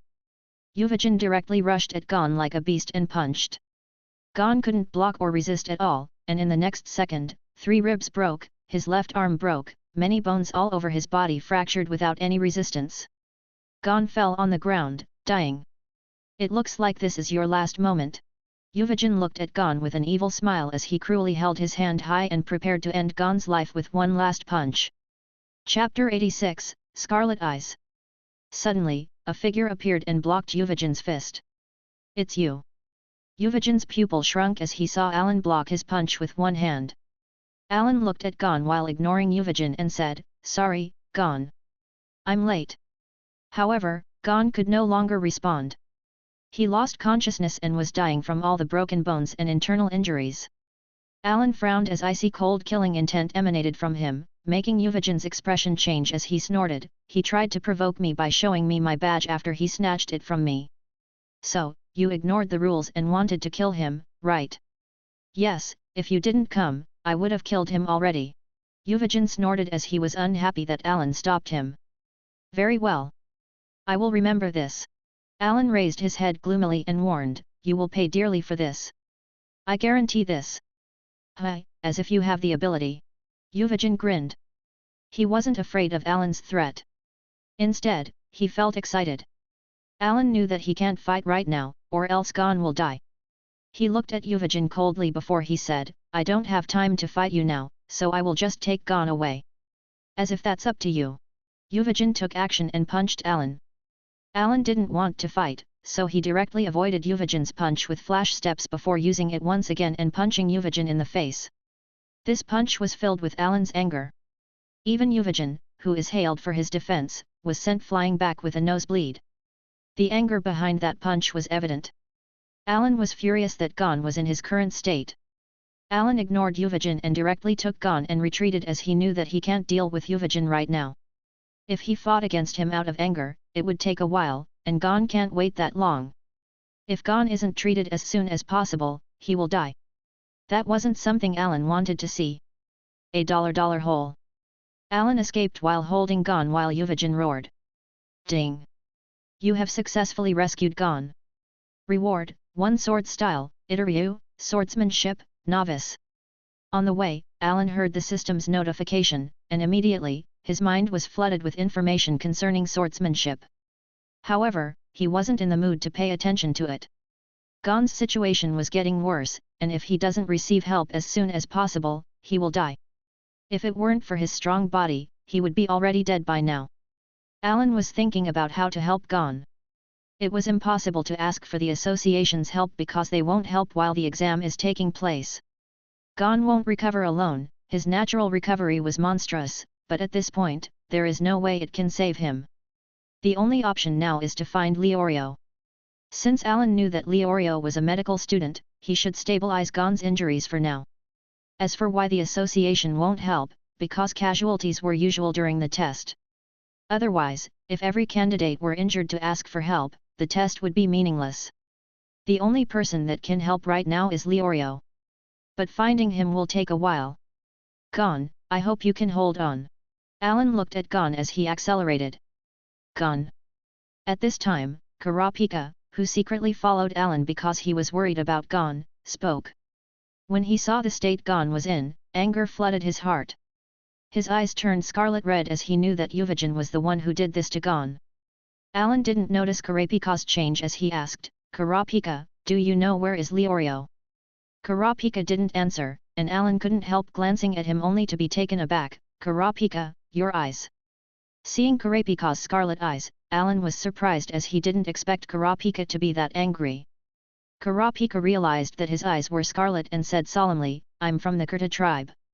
When I'm emotional, mostly angry, my eyes will turn red. Allan knew about that already, but he didn't expect that Kurapika would be that angry for Gon. Kurapika clenched his fists as he blamed himself, Gon is like this now because of me. Allan said coldly, of course, you're slightly responsible, but you can't be blamed. After all, Gon's target is Ryuudan, so he would have angered him, whether he helped you or not. Kurapika said with a voice filled with killing intent, I will go kill that bastard.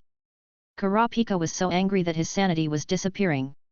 Even though his power will increase when his eyes turn red, Allan knew that no matter how strong he is now, there is no way he can face Ryuudan.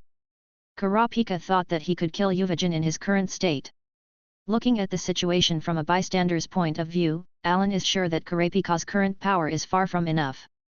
His current chance of winning is less than 0.01%. Ding! Make a choice. 1. Prevent Kurapika from going after Ryuudan to avenge Gon. Reward, increase Nin by 1000 points. 2. Let Kurapika go after Ryuudan to avenge Gon. Reward, increase Nin by 800 points. 3. Talk to Kurapika and calm him down. Reward, increase Nin by 1500 points. Unexpectedly, the system decided to jump out now of all times. It seems like Kurapika is an essential character to the system. Allan immediately chose the third option. Wait, Kurapika. Seeing him moving away, Allan directly put a hand on his shoulder and stopped him. Don't stop me! Kurapika shouted in anger. Allan said coldly, I'll say this only once, if you go after, then it's your choice. What do you want to say? Even if in your current state, you will not be able to fight Ryuudan, don't lose your sanity because of anger, or else, you'd die. If it weren't for me, Gon wouldn't have been in that state. All I can do is kill Ryuudan and avenge Gon. Kurapika said with clenched fists. Of course, he knew that Ryuudan was strong, but he felt guilty about Gon's current state, and he couldn't forgive himself. Allan patted his shoulder and said, I understand how you feel. Gon is also my friend, and seeing him like this hurt. But you can't just throw your life for nothing. Is your life worth nothing? Don't you still want to avenge your people? Hearing the second sentence, Kurapika looked at Allan in surprise. How do you know that I want to avenge my family? Allan didn't expect Kurapika to notice this, but he already has an explanation. As far as I know, the Kurta tribe was annihilated a few years ago. Since you are a survivor of that massacre, it's only a matter of facts that you would seek revenge. Hearing this, Kurapika was silent. Indeed, he wanted revenge. He is living right now to seek revenge. If he died, his efforts over the years would be in vain. After thinking about this, Kurapika calmed down and said, I won't go after that guy now, but I won't forget this. I will definitively avenge Gon. Seeing his red eyes disappearing, Allan heaved a sigh of relief and said, Don't worry about that, I will take care of Ryuudan. Allan paused slightly and glanced at Kurapika, but you will meet them sooner or later. Until then, you need to get stronger. Kurapika couldn't understand Allan's words and didn't know who he meant by them. After calming Kurapika, Allan received his 1,500 Nen points, but he didn't pay attention. Kurapika, you haven't answered me. Do you know where is Leorio? Kurapika understood why Allan asked. Leorio is a medical student, so that he can help Gon. He immediately said, the last time I saw him was on the southeast of the island. We parted ways yesterday afternoon. I think he should be still there. Allan nodded, it's not too late. Let's go find him. 2 hours later, Allan and Kurapika finally met Leorio. Leorio didn't take his target's badge and was sitting down below a tree. He looked depressed as he looked at the sky. Seeing Allan appearing in front of him with Gon on his back, Leorio was taken aback. Why is he like that? There is no time to explain. Leorio, you're a medical student. Please help Gon. Kurapika urged. Put him down. I will try everything I can. Leorio said with a solemn face. Allan put Gon on the ground, and instantly Leorio took his medkit and started treating him. A few minutes later, Leorio's forehead was full of sweat. Apart from a few scratched on Gon's face, there were no other injuries that Leorio didn't take a look at, but his rescue stopped as he clenched his fist. What's the matter, Leorio? Seeing him like this, Kurapika was a little puzzled, but he could guess the reason and hoped he was wrong. I'm sorry I can't save him. After a moment, Leorio said. Why? Kurapika's face changed. Gon's internal injuries are too severe. At least a dozen bones are broken, including hands, feet, ribs, spine. They're all out of place and broken a few times over. Even with a professional doctor, this kind of injury is almost impossible to heal. Moreover, Gon's internal organs are damaged, this no longer treatable. How could this be? Kurapika couldn't believe this.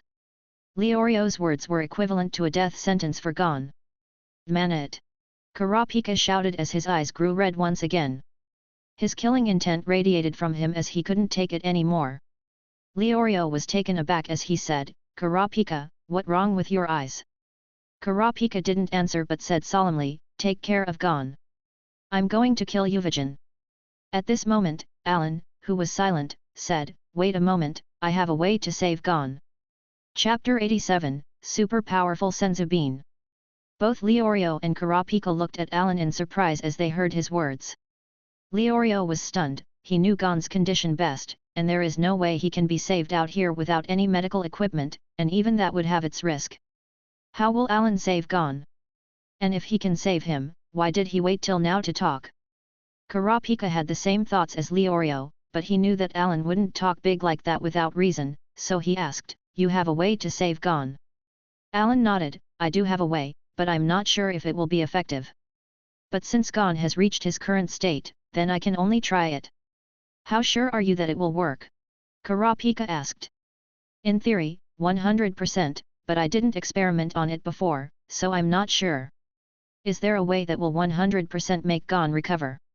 If there is such a way, Leorio as a medical student would doubt his life. Allan glanced at the two of them and said, may I ask you two to leave me alone with Gon for a bit? Kurapika and Leorio nodded and temporarily left without saying anything. Kurapika, do you think that Allan has a way to save Gon? Maybe. You don't believe it, do you? Well, someone like you said that Gon couldn't be saved, and we are not in a hospital, so if Allan managed to save him, then he has an ability that transcends the boundaries of modern medicine. That's hard to say, Leorio said. Allan sighed and looked at Gon. He took out a thumb-sized green bin from his storage ring. A senzu bean can heal and almost revive anyone that is still breathing. It's a cheat like an item in the Dragon Ball world. Allan hesitated before reluctantly feeding Gon the senzu bean. He made his mind to save Gon, his first friend in this world, no matter what. Even if he doesn't get another senzu bean later, it will be worth it. If the senzu bean can save the life of his friend, then it served its purpose. No, saving Gon was more valuable than a senzu bean. Allan nervously looked at Gon, waiting for him to recover, then suddenly Gon's eyes opened as he sat up. Seeing him jumping up, Allan was stunned for a moment before he smiled and said, "Great! It worked." Gon saw Allan and surprisedly asked, "Allan, why are you here?" Kurapika and Leorio heard Gon's voice and hurriedly ran back. When they saw him standing up, their eyes almost fell from surprise as if they were looking at a ghost. "Kurapika? Leorio? Why are you guys here?" Gon looked at them puzzledly, not sure what is happening. "Gon, you're alright." What's wrong with me?" Gon scratched his head. Seeing Gon confused, Kurapika explained, "Gon, you went to bait Ryuudan away, did you forget?" Gon remembered all of a sudden and was startled, "I was beaten to the ground. That Ryuudan is too strong, I'm not his match at all. I felt all my bones break with a single punch from him." Gon thought for a bit, then said, "I thought I was dead. If Allan didn't save you, you'd be dead." Kurapika said in a deep voice, "He saved you from dying." "Really?" "Yeah, Gon, even someone studying medicine like me couldn't save you, but he did," Leorio said. Gon knew that he almost died, and from what everyone is saying, Allan saved him. "Thank you, Allan." Although he said only 3 short words, Allan could feel his gratitude. Gon wasn't someone good at expressing himself, so just that thank you is enough for Allan. "You're welcome, Gon, after all, we are friends, right? And friends help each other." Allan smiled. Although the loss of a senzu bean made him feel pity, he wouldn't have forgiven himself if Gon died. He didn't regret using it to save Gon. Ding! Congratulations for triggering a hidden quest, reach the highest level of friendship with Gon Freecess, the world's protagonist. Reward, Golden Treasure Chest X1. Allan was stunned for a moment. There were hidden quests in the system? Allan didn't save Gon expecting any reward, but unexpectedly, the system gave him a treasure chest. "System, do you want to open the golden treasure chest?" "Open it." Allan didn't hesitate at all. Ding! Opening golden treasure chest. "Congratulations, you obtained 3 explosive tags." Allan didn't expect that at all. He thought that he'd get something like a devil fruit or a Seijo o Wazamano sword, but the explosive tags were good as well. At this time, the knowledge about the power and their use of the explosive tags flowed in Allan's mind. The explosive tags were advanced seals that can detonate after some time from using them. The explosive tag produces a small-scale explosion close to a fire-release jutsu. Allan needed to use half-ram or tiger seal to detonate it. Allan put the 3 explosive tags into the storage ring and smiled. Those tags were equivalent to small bombs. No one would care about a piece of paper so that it will take them by surprise. Allan thought of the only person that would make him use those 3 tags right now. It was Ryuudan. Even if Ryuudan's body was as strong as steel, he wouldn't be safe from that explosion. At this time, Gon asked, "Allan, what are you thinking about? Why do I feel that you're thinking about something bad?" Kurapika and Leorio were also suspicious. Allan smiled and shook his head, "I was just thinking about something interesting." Kurapika curiously asked, "Allan, what was in your hands just now?" "Secret weapon." Allan smiled mysteriously without explaining further. "Secret weapon." Although Kurapika and the others were curious, they didn't ask much. Allan patted Gon's shoulder and asked, "Gon, are you alright now?" "Well, I'm good." Gon nodded. "Really?" Allan smiled and punched Gon. Gon was taken aback, but he reacted quickly and blocked the fist. Chapter 88, Non-Teacher. Allan nodded as he felt Gon's power. "Yes, it seems you fully recovered." It was a good thing that Gon recovered, but Kurapika and Leorio were puzzled. Leorio couldn't help asking Allan, "It's so weird, Allan. Please tell me, how did you heal Gon completely like that? It's incredible." Kurapika was curious as well but still didn't ask. "Leorio, even if Allan tells you, you can't understand." Kurapika is right. Allan thought for a bit before continuing, I can understand that you doubt your medical knowledge, but rest assured, the method I used isn't by any means related to medicine. It's not related. Leorio was shocked before asking, is it a special ability or something? If it was, then I can understand why Gon recovered, Kurapika said. They were aware that treating Gon in that state was impossible. Is it an ability? Kurapika asked curiously. Allan shook his head and said, it wasn't an, but I used something. It can be called an elixir which can heal anyone as long as he is still breathing. Is there such a thing in the world? Leorio and Kurapika asked in a daze. What is it? Gon asked. A senzu bean, Allan said. Senzu bean. The three of them stared blankly as they never heard of such a thing before. Leorio was interested in it as he said, do you still that senzu bean? Can I take a look? Allan looked at him as if he was stupid and said, do you think such an elixir grows on trees? I only had one and used it to heal Gon. Leorio didn't expect the senzu bean to be so precious and looked at Allan apolitically without asking further. So that thing was Allan's trump card when your life is in danger, right? Allan shrugged, there is no such thing as a trump card. For me, it's enough that it saved Gon. Leorio and Kurapika fell silent when they heard this. Gon stood up and said, I'm sorry, Allan, you used something so precious to save me. Don't worry about it. What are friends if they don't save each other? Allan smiled.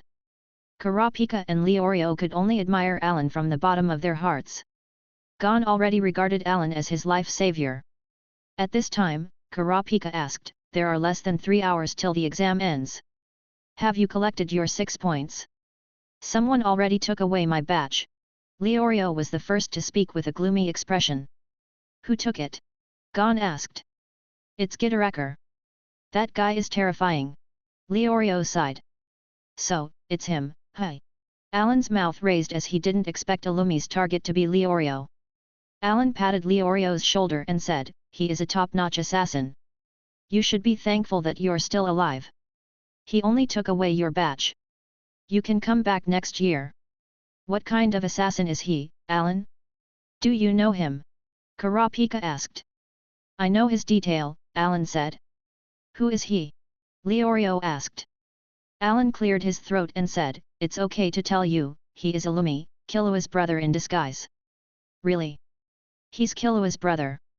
Kurapika, Leorio and Gon were surprised. They didn't look anything alike. Allan smiled, of course, it's not his true face. His face isn't scary. So, does Killua know that his brother is here? Gon asked. Allan shook his head, he doesn't. By the way, Allan, you already have enough points, right? I have enough points as I snatched Yuvajan's batch. What about you, Kurapika?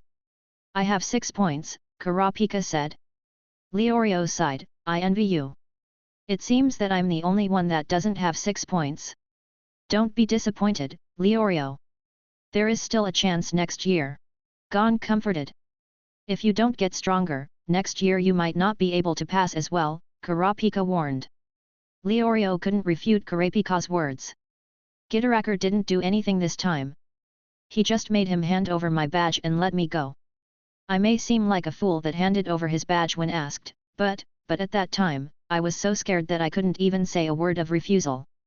I couldn't control my body. Leorio said with lingering fear. You didn't learn Nen yet, so it's impossible to do anything against him, Allan said sharply.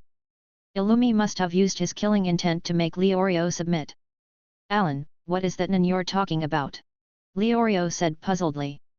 It's the first time he heard of the term. Yes, Allan, why don't you show us what it is? Kurapika asked curiously. Both of them want to get stronger, and it seemed that learning Nen could improve their stronger. Allan is not a selfish person. Since he can help Kurapika and Leorio, he would indeed help them. Moreover, it is useless to know Nen if you don't have the potential and hard work. Allan knew that Kurapika had monstrous talent and his specialist ability that manifest with his scarlet eyes, which makes him a master in all Nen types. With such talent, it wasn't a problem for him to learn Nen early. As for Leorio, his talent wasn't as good, but it's not bad either. In the election of the Zodiac, he relied on his technique of Nen Punch to defeat him. At this time, the system's notification made its appearance. Ding! Please select an option. 1. Teach Kurapika and Ryuudan as a friend. Reward, increase Nin by 5,000 points. 2. Teach Kurapika and Ryuudan as a teacher. At least make them teach them the basics of Nin. Reward, increase Nin by 12,000 points. Allan doesn't mind teaching Ryuudan and Kurapika, but judging from the reward, it's evident that being their teacher is better. Immediately Allan looked at Ryuudan and Kurapika and asked, Kurapika, Ryuudan, I have to ask. Do you want to learn Nin? Hearing this, Kurapika and Ryuudan were surprised. Kurapika said excitedly, could it be that you will teach us Nin? Allan shrugged and said, I will. This is great, Ryuudan shouted happily. However, you will have to listen to me. Allan smiled slightly. What do you mean? Kurapika frowned. Do you want teaching fees? Ryuudan scratched his head. Kurapika said hurriedly, if it's money, I can pay. Ryuudan also said, well, although I don't have much money, if I can become stronger, I'm willing to pay. Allan stopped the two of them, you misunderstood. I mean, I'm not teaching you as a friend, but as a teacher, do you get it? The two suddenly realized what he meant and respected him even more because of it. Indeed, they weren't close friends, so if Allan thought them as friends won't feel sincere. But if he thought of them as a teacher, it would be more reasonable. Kurapika looked at Allan and said solemnly, you will teach me Nin, so it's normal for me to teach you. Ryuudan directly shouted, Allan-sensei, Ryuudan greets you. Allan was dumbfounded for a bit and said, okay, you don't have to do that, we are about the same age, so just call me by my name. No problem. Kurapika and Ryuudan nodded. Seeing that both of them accepted, Allan looked at Gon and said, then before teaching both of you, I need both of you to feel Nin. Gon used 10. Okay. Allan knew that they would understand Nin only if they experienced it firsthand. Gon obeyed Allan's request and started using 10, and suddenly an astonishing amount of Nin was released from his body. Wow, this is amazing, Ryuudan shouted. Is this Nin? Kurapika muttered as he felt the aura radiating from Gon. It wasn't the first time they felt this, but since it was released by Gon without any purpose behind it, they could feel how powerful it was. Just as the two of them sighed, an oppressing aura quickly approached them. Both Kurapika and Gon knew who this aura belonged to, and they were terrified. Only Ryuudan didn't know it as he asked sluggishly, what's the matter, what is this? Be careful, that guy is here, Kurapika said solemnly. Ryuudan is here. Gon frowned. Ryuudan. Ryuudan was taken aback before his face changed, is it the guy that almost killed Gon? They fought against Ryuudan and could perceive his aura. Chapter 89, Challenge. Seeing Gon and Kurapika nervous, Ryuudan suggested, I think we should run away. Ryuudan, you can go first. I'm staying to settle the account. Kurapika said coldly. He never forgot the fact that Ryuudan almost killed Gon to save him. If Allan weren't here, Gon would have died. In other words, Ryuudan was an enemy who almost killed his friend. Kurapika decided not to run away. I want to stay too. Gon said. You too, Ryuudan sighed helplessly before firmly announcing, since both of you are staying, I won't leave. Hey, you three. Seeing the three stupid guys and their bromance, Allan was speechless. Relax, will you? I'm here. Calm down. Gon, Kurapika and Ryuudan finally remembered that Allan was with them. All of them panicked and totally forgot about Allan due to Ryuudan's aura. As soon as Allan spoke, the three of them relaxed a bit and felt relieved. There is no doubt that Allan was the strongest out of the three of them. He is the only one who can fight Ryuudan. Kurapika instantly said, let's put learning Nin aside, for now, Allan, what are we going to do? What else can we do? We can only face danger head-on. Allan shrugged and said, you won't die as long as I'm here. Hearing such reassuring words made the three of them relax a lot. However, Ryuudan's aura was getting closer, and their hearts tightened again. Allan knew that it's impossible to make them relax with such a foe in front of them. Ding! Please make a choice. Allan wasn't surprised as he expected something like this from his understanding of the system. Whenever an original character encounters an event, he would have to make a choice. 1. Protect Gon and the others and defeat or behead Ryuudan. Reward, swordsmanship rhythm of all things. The ability to cut steel. 2. lead Gon and the others away and avoid fighting Yuvajin. Reward, Ryuudan sword. The options were within Allan's expectation, and both rewards were good, but it paled in comparison to the rhythm of all things. Because he already had a great weapon, which is Shisui. So, any other weapon didn't pick his interest currently. If he defeats Yuvajin this time, he will get rhythm of all things and advance his swordsmanship, which he just got as well. If he uses advanced swordsmanship with Shisui, the result will be devastating. In this world, using Nen to defend was expected, and the stronger the Nen of the user, the stronger his defense will get. For example, if someone is defending using Ken and concentrates around 10,000 Nen points into his defense, to break that defense, the attacker's power needs to exceed 10,000 Nen point. The bigger the gap between two fighters, the smaller the chance for the weakest to win and vice versa. If we want to calculate the amount of Nen Yuvajin had, we can assume that it reached 90,000 points, and if he was pushed beyond his limit, he could break 100,000 points easily. As for Allan, he currently had 70,000 points, which means the gap between their Nen is about 20,000 points. Allan wasn't worried because, in addition to Nen, he had other techniques, such as moonwalk, flash steps, leaf taijutsu style, etc. Those techniques didn't need Nen, as they relied on stamina. Allan now had two methods to break through Yuvajin's defense. The first one is the explosive tags. The explosive tags problem is that they need about a second to detonate, which Yuvajin can use to avoid the blast.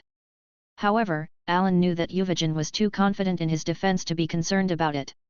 The second thing is Shisui. With that sword, Allan was confident in breaking through Yuvajin's defense. After all, it isn't an ordinary sword. It's rumored that Ryoma used Shisui to kill a dragon.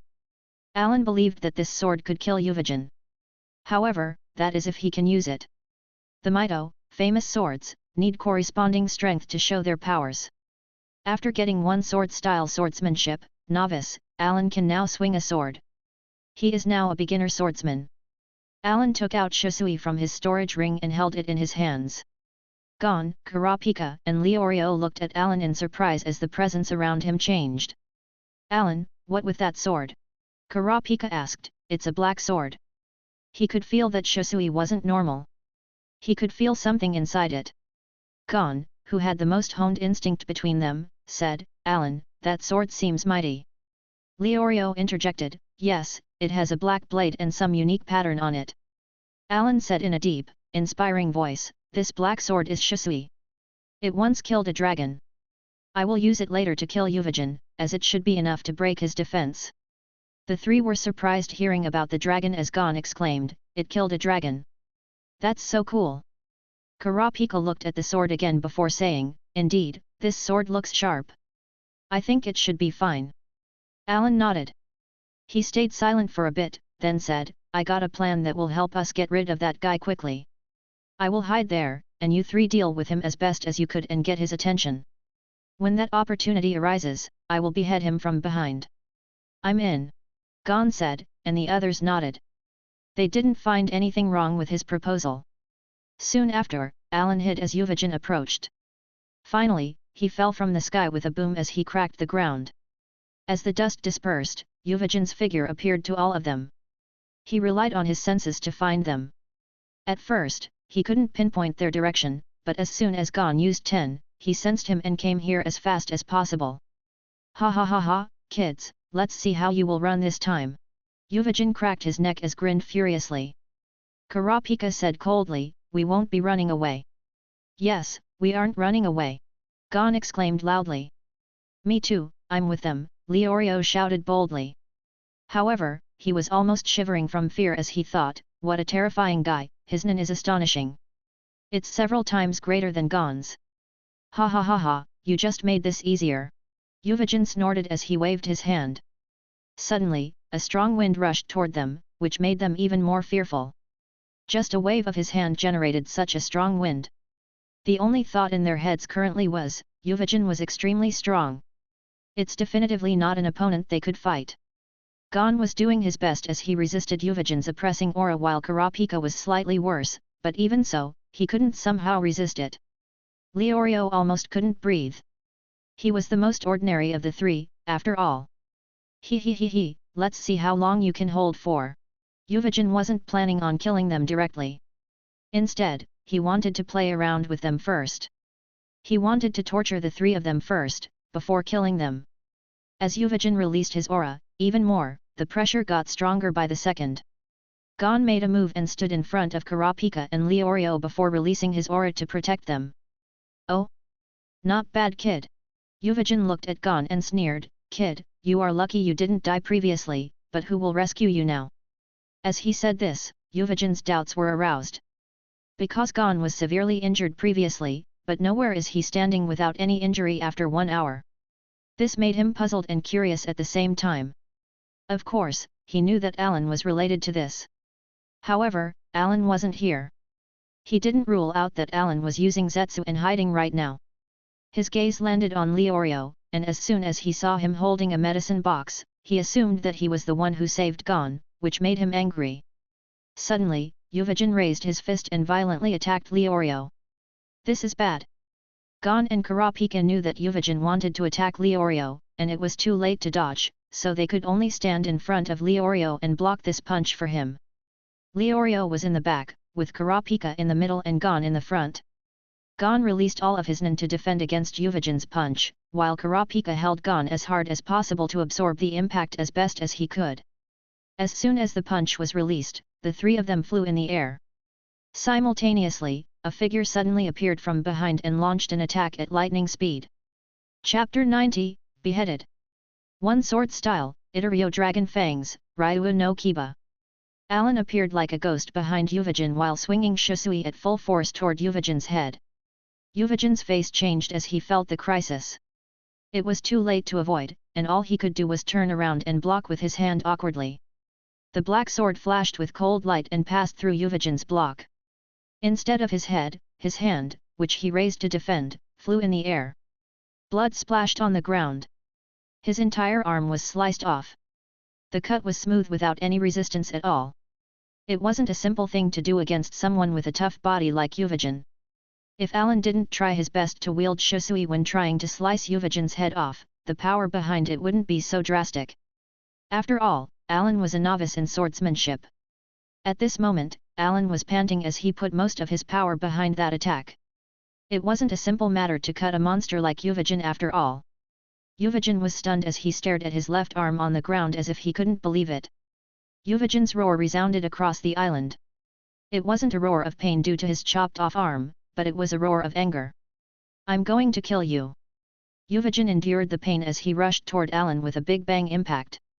Allan wasn't fully ready to resist Yuvajin's punch after his last attack, so he immediately flash-stepped away without any hesitation.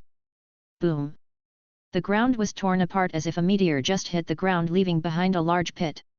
As the dust dispersed, Yuvajin stood in the middle of the crater, breathing heavily. His blood gushed out harder after using Big Bang Impact. But what drove him crazy is that in his anger, he used Big Bang Impact, which destroyed his just cut-off arm. If that arm were still intact, he would have been able to reattach it easily, but now, there is no way for him to regain his arm again. At this moment, he became a one-armed man. This caused his anger to soar as he shouted at Allan, "You coward! You dare attack from behind!" If Allan didn't attack him from behind like that, he wouldn't have lost his arm. Although he guessed that Allan might be hiding from the start, he didn't expect him to attack as soon he attacked Gon and the others. Moreover, he didn't expect that Allan would be able to cut off his arm with a single slash. At this moment, Yuvajin looked at the sword in Allan's hand. He could feel that it wasn't an ordinary sword. Allan looked at Yuvajin without flinching. Although he cut off the latter's arm, his original intention was killing him with one blow. What a pity that attack should have killed him. However, without his left hand, his power would drop significantly.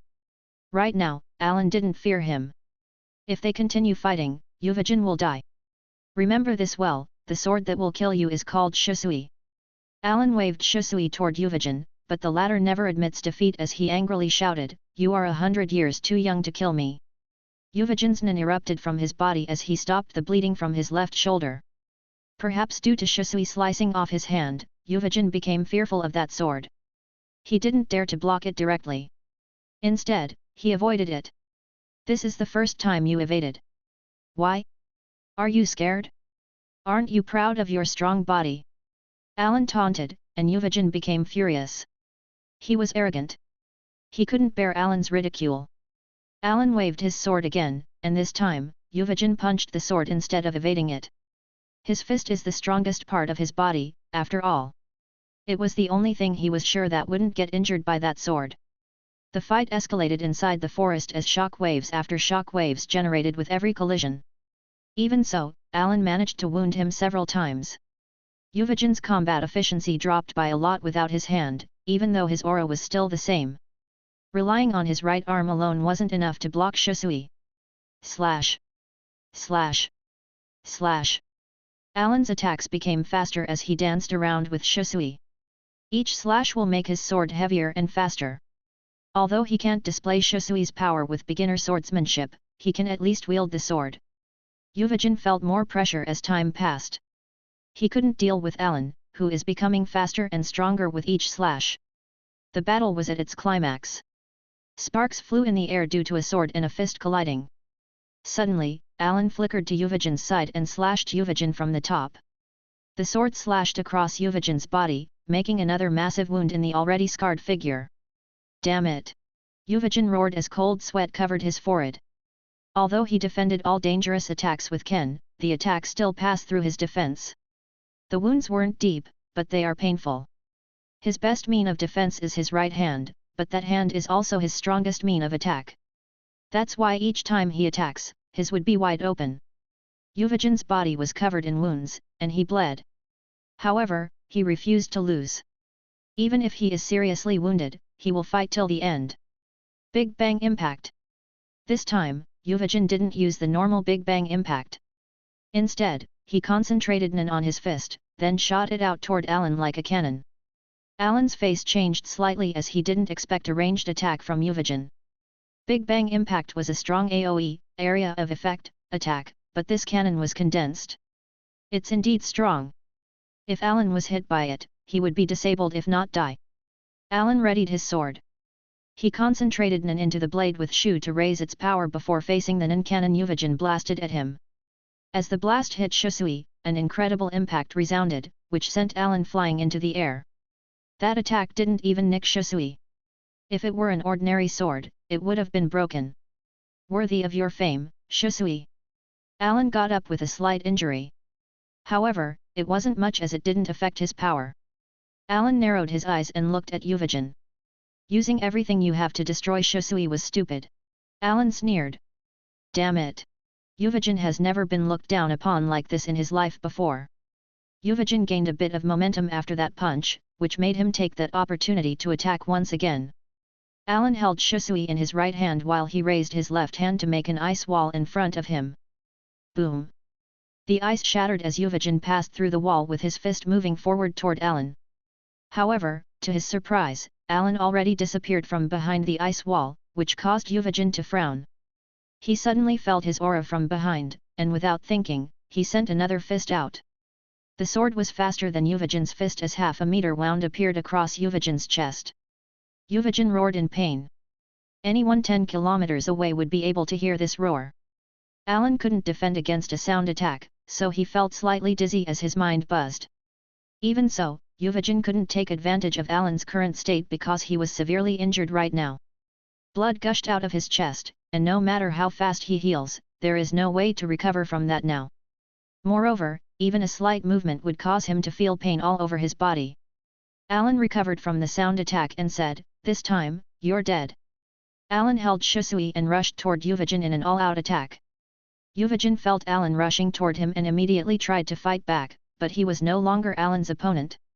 After several minutes after attacking and defending, Yuvajin could no longer take it.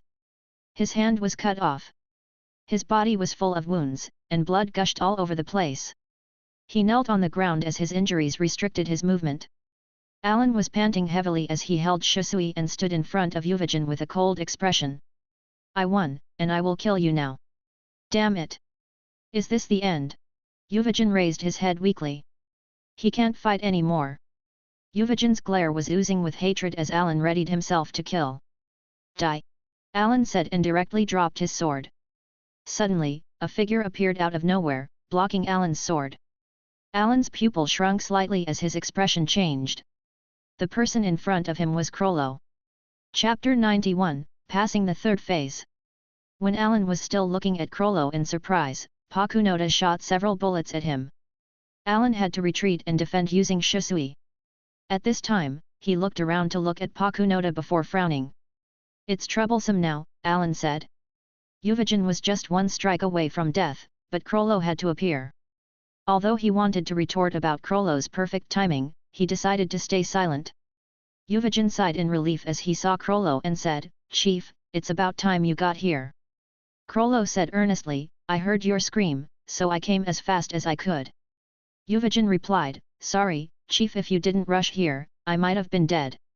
Seeing Ryuudan covered in blood, Crollo said, "Although I don't know why you went after Allan again, it looks like you've lost." Although he wasn't convinced, Ryuudan didn't refute Crollo's words. It was a fact that he lost this time. Pakunoda glanced at him and said, "By the way, you look the worst I've seen you so far. I didn't expect you will be forced to such a state. Even your left hand was cut off. It looks like it will be hard for you to remain in your position now." Hearing Pakunoda's words, Ryuudan angrily roared, "Damn it! If he didn't sneak up on me, I would have killed him."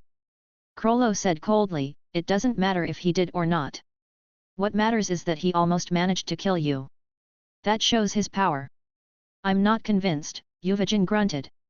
He always believed that no one could hurt him, and he is unwilling to accept that Allan could defeat him without stupid tricks. "It's your business if you don't want to be convinced. Without me here, you would have died," Crollo said indifferently, making Ryuudan speechless. Crollo glanced at Allan thoughtfully and said, "Let's leave it at that. I will deal with this now." "Okay." Although he was unwilling, Ryuudan knew very well that he was unable to fight Allan now. Allan stared at Crollo.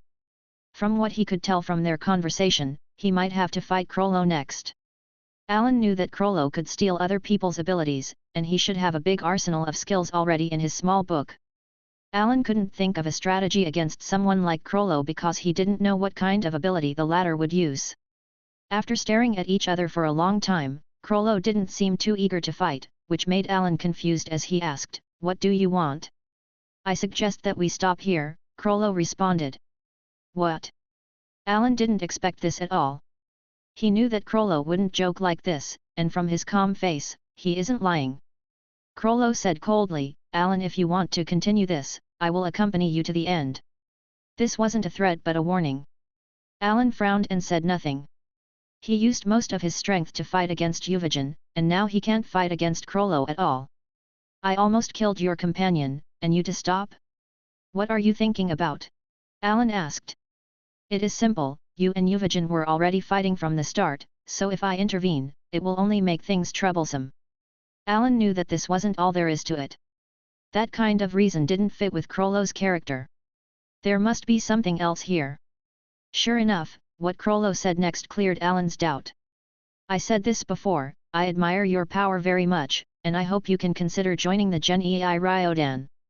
Allan sneered. It turned out he wanted to win him over. "I'll still answer the same way as before. Currently, I have no reason to join you." Allan refused. "It's okay. I believe you will change your mind in the future." Crollo smiled. Allan only said that he had no reason to join them, which mean he didn't altogether refuse to join them. That alone made Crollo satisfied. "Then let's put an end to this grudge between you and Ryuudan. I don't know what you think about this, but if you insist on killing him, then I, as the leader of the Genii Ryuudan, can only fight back, and this will escalate this matter. It will be something between you and the whole Genii Ryuudan." Allan frowned deeply as he was well aware of this. However, if he let Ryuudan go this time, he will cause trouble again in the future. Just when Allan was struggling to make a choice, the system, like always, made its appearance. 1. Kill Crollo. Reward, Zanpakuto, Senbonzakura Kage Yoshi. 2. Give Crollo some face and stop the matter here.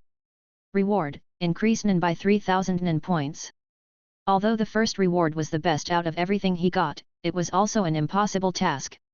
With his current power, it is impossible to kill Crollo. Therefore, he can only pick the second option. Allan suddenly said, "Okay, you can take him away, and the matter will end here. However, if he comes looking for trouble again in the future, I won't be talking about it even if you intervene. Krollo nodded. He wasn't surprised by what Allan said. Ding! Yunan has increased by 3,000 points. In an instant, Allan felt his Nen increase. It may not be a lot, but it was better than nothing. At this time, the problem is resolved, but Yuvajin can't accept this. Chief, you don't need to help me in the future, but I will never leave that guy alive. When I recover, I will go settle this account with him. Yuvajin said while glaring at Allan. Krollo replied, if you go against him, you will take full responsibility for your actions. Whether you kill him or die, the Genii Ryuudan won't help you anymore. I know, this a personal grudge between us, and I won't involve the organization in my conflicts. Yuvajin promised that he didn't intend to rely on the Ryuudan's power to fight Allan. His pride won't allow it. He will win with his power. Seeing Yuvajin already deciding on this, Krollo said, since you have decided, then, next time both of you fight, I won't interfere. Yuvajin nodded. Krollo looked at Pakunoda and said, Pakunoda, you take Yuvajin back. What about you, Chief? Pakunoda asked. Krollo said, I have enough points to pass this test so that I will go to the 4th phase of the exam. I think the next phase is the final one. So, when I pass that one, I will take the hunter license. Pakunoda nodded, sorry, Chief. Then I will go ahead then. After saying this, Pakunoda helped Yuvajin, who is almost crippled, and left. Allan watched the situation from the side and asked, Krollo, you don't intend to interfere in my next fight against Yuvajin? Krollo then said, I said that already, Allan. I appreciate you so that I won't interfere. Allan said, in other words, when Yuvajin recovers, he will come to fight me, and even if I kill him, you won't seek revenge, is that it? Krollo nodded, yes, I just helped Yuvajin for the last time. I don't plan on doing so in the future. If you kill him or if he kills you, I won't do anything about it, nor will the spiders. I'm relieved then. Allan sneered, you should prepare a large coffin for him then, because next time, he will definitively die. Krollo smiled, I will prepare, however, I don't know for who the coffin will be. Humph, you can rest assured that I won't be me. Allan sneered. Chapter 92, End of the 3rd phase. Ding! You defeated Yuvajin. Reward, swordsmanship, rhythm of all things.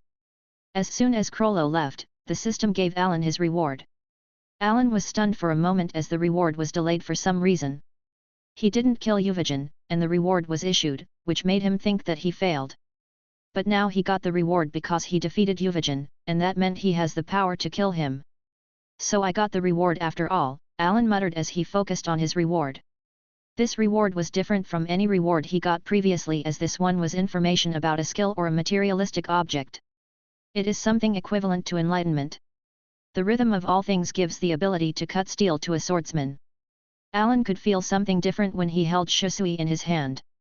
As if the sword was an extension of his arm. Shusui was an excellent weapon with the ability to cut steel, but not anyone can have the ability to use it. An ordinary person holding Shusui wouldn't be able to use it at all. It may even kill him. But for a swordsman, Shusui can cut anything in the world. To be able to use it, there is a qualification that you need to meet, which is the rhythm of all things. Listening to the sound of all things and decide which item to cut and which to leave intact. When Allan cut off Yuvajin's hand, he used every bit of his power to do so, but the current Allan can be more relaxed doing the same feat. Next time, Allan was determined to kill Yuvajin, no matter who wants to stop him. Allan believed that the real reason for the system to give him the rhythm of all things is to kill Yuvajin. In the Hunter x Hunter world, Nobunaga was the only real swordsman. And he's an expert in quick draw, and Allan did not doubt that Nobunaga is powerful. He can most likely cut steel easily. As far as he knows, only Nobunaga can compete with him in swordsmanship, and Allan knows that Yuvajin and Nobunaga were best friends, and there is no way he would let the matter rest when he finds Yuvajin missing a hand. When the two of them fight together, they become stronger, and Allan won't cope with them. I must prepare for when both of them come seeking revenge. Allan wasn't confident that he could fight both of them with his current strength. He needs a lot of improvement to deal with them, or else he will surely die. With this sword, I will kill all my enemies and protect whoever I want to protect. Allan looked at Shusui in his hand and made up his mind. Now that I think about it, I didn't check on Gon and the others. They didn't die, right? Allan knew that Yuvijan's punch most likely injured them, and Gon should be the most injured out of them because he was the one blocking most of the force. Allan could only pray that they were alright, and especially Gon. Otherwise, he can't help him because he didn't have the senzu bean this time. Allan started searching for them and soon sensed them in a nearby bush. If there is a presence, it means they are alive. This made Allan relieved. As long as they are alive, then they could recover. The three of them won't be able to fight for some time. Leorio didn't wake up yet, while Kurapika and Gon started to regain their consciousness, but they couldn't stand up. Allan, are you okay? Gon asked weakly. Allan said softly, don't worry about me, Gon, you look pretty battered. Gon said, my arms are fractured, and I probably won't be able to move normally for a while. Kurapika said, my left hand is broken along with 2 ribs. Leorio's situation is more serious. Allan frowned. They will have problems when they participate in the next phase. After a while, Allan relaxed. After all, they weren't severely injured, which is good. Allan looked at the sun setting and knew that the test is about to end. He directly said, let's go back to the starting point. There 1 hour left, and most examines with enough points should have gathered there already. Gon and Kurapika nodded before standing up and helping each other move forward, looking like brothers. Leorio was unconscious, so Allan had to carry him on his shoulder. As soon as the sun went down, an announcement echoed all over the island, the 4th phase of the hunter exam has come to an end. Please return to the starting point as soon as possible. Everyone has an hour to return, and whoever doesn't will be eliminated. Please note that the test has ended, and no one is allowed to snatch someone else's batch. If such a thing were detected, the candidate would be immediately eliminated and banned from participating again for 10 years. Allan and the others finally reached the starting point after half an hour, where an airship lightened the area. Allan glanced around. He knew all of the ones here. They were Hisoka, Illumi, Crollo, Hanzo, Killua, Pakal, and Badaro. Half an hour later, the 11 candidates who passed boarded the Hunter Association's airship and moved toward the next location. The other candidates who didn't pass departed on a boat belonging to the Hunter Association. And like this, the 4th phase of the Hunter exam came to an end. Chapter 93, Meeting President Netero. On the airship, all the candidates that passed the last phase of the exam had a week of rest. Allan sat in his room, resting with closed eyes as he was quite tired after his fight with Yuvijan. But on the bright side, his power increased again, and all he needed to do is get used to his improvement before the next phase starts. The next phase is about duels between the candidates, and although he was confident to pass, 3 people could pose a threat to him, consisting of Hisoka, Crollo, and Illumi. If he was to fight one of them, he needs to fight to the best of his ability. Suddenly, someone knocked on the door to his room. You can enter. The door is unlocked, Allan said softly. Allan didn't drop his guard at all, even while resting, which is why he could tell that someone was behind the door before they knocked. Of course, he knew it was Gon and the others, which is why he replied softly. As soon as the door opened, Gon, Killua, and Kurapika entered the room. How are your injuries? Allan looked at them and asked. He didn't just ask Gon, but Kurapika and Killua as well. The 3 of them were bandaged, and Gon looked like a mummy. It was funny. Of the 3, Killua should be the least injured. After him comes Kurapika, Gon comes last as the ones who received Yuvijan's punch head-on. Gon looked at the bandage and said, the doctor who just treated me said that it would take at least 6 to 8 months for me to recover completely.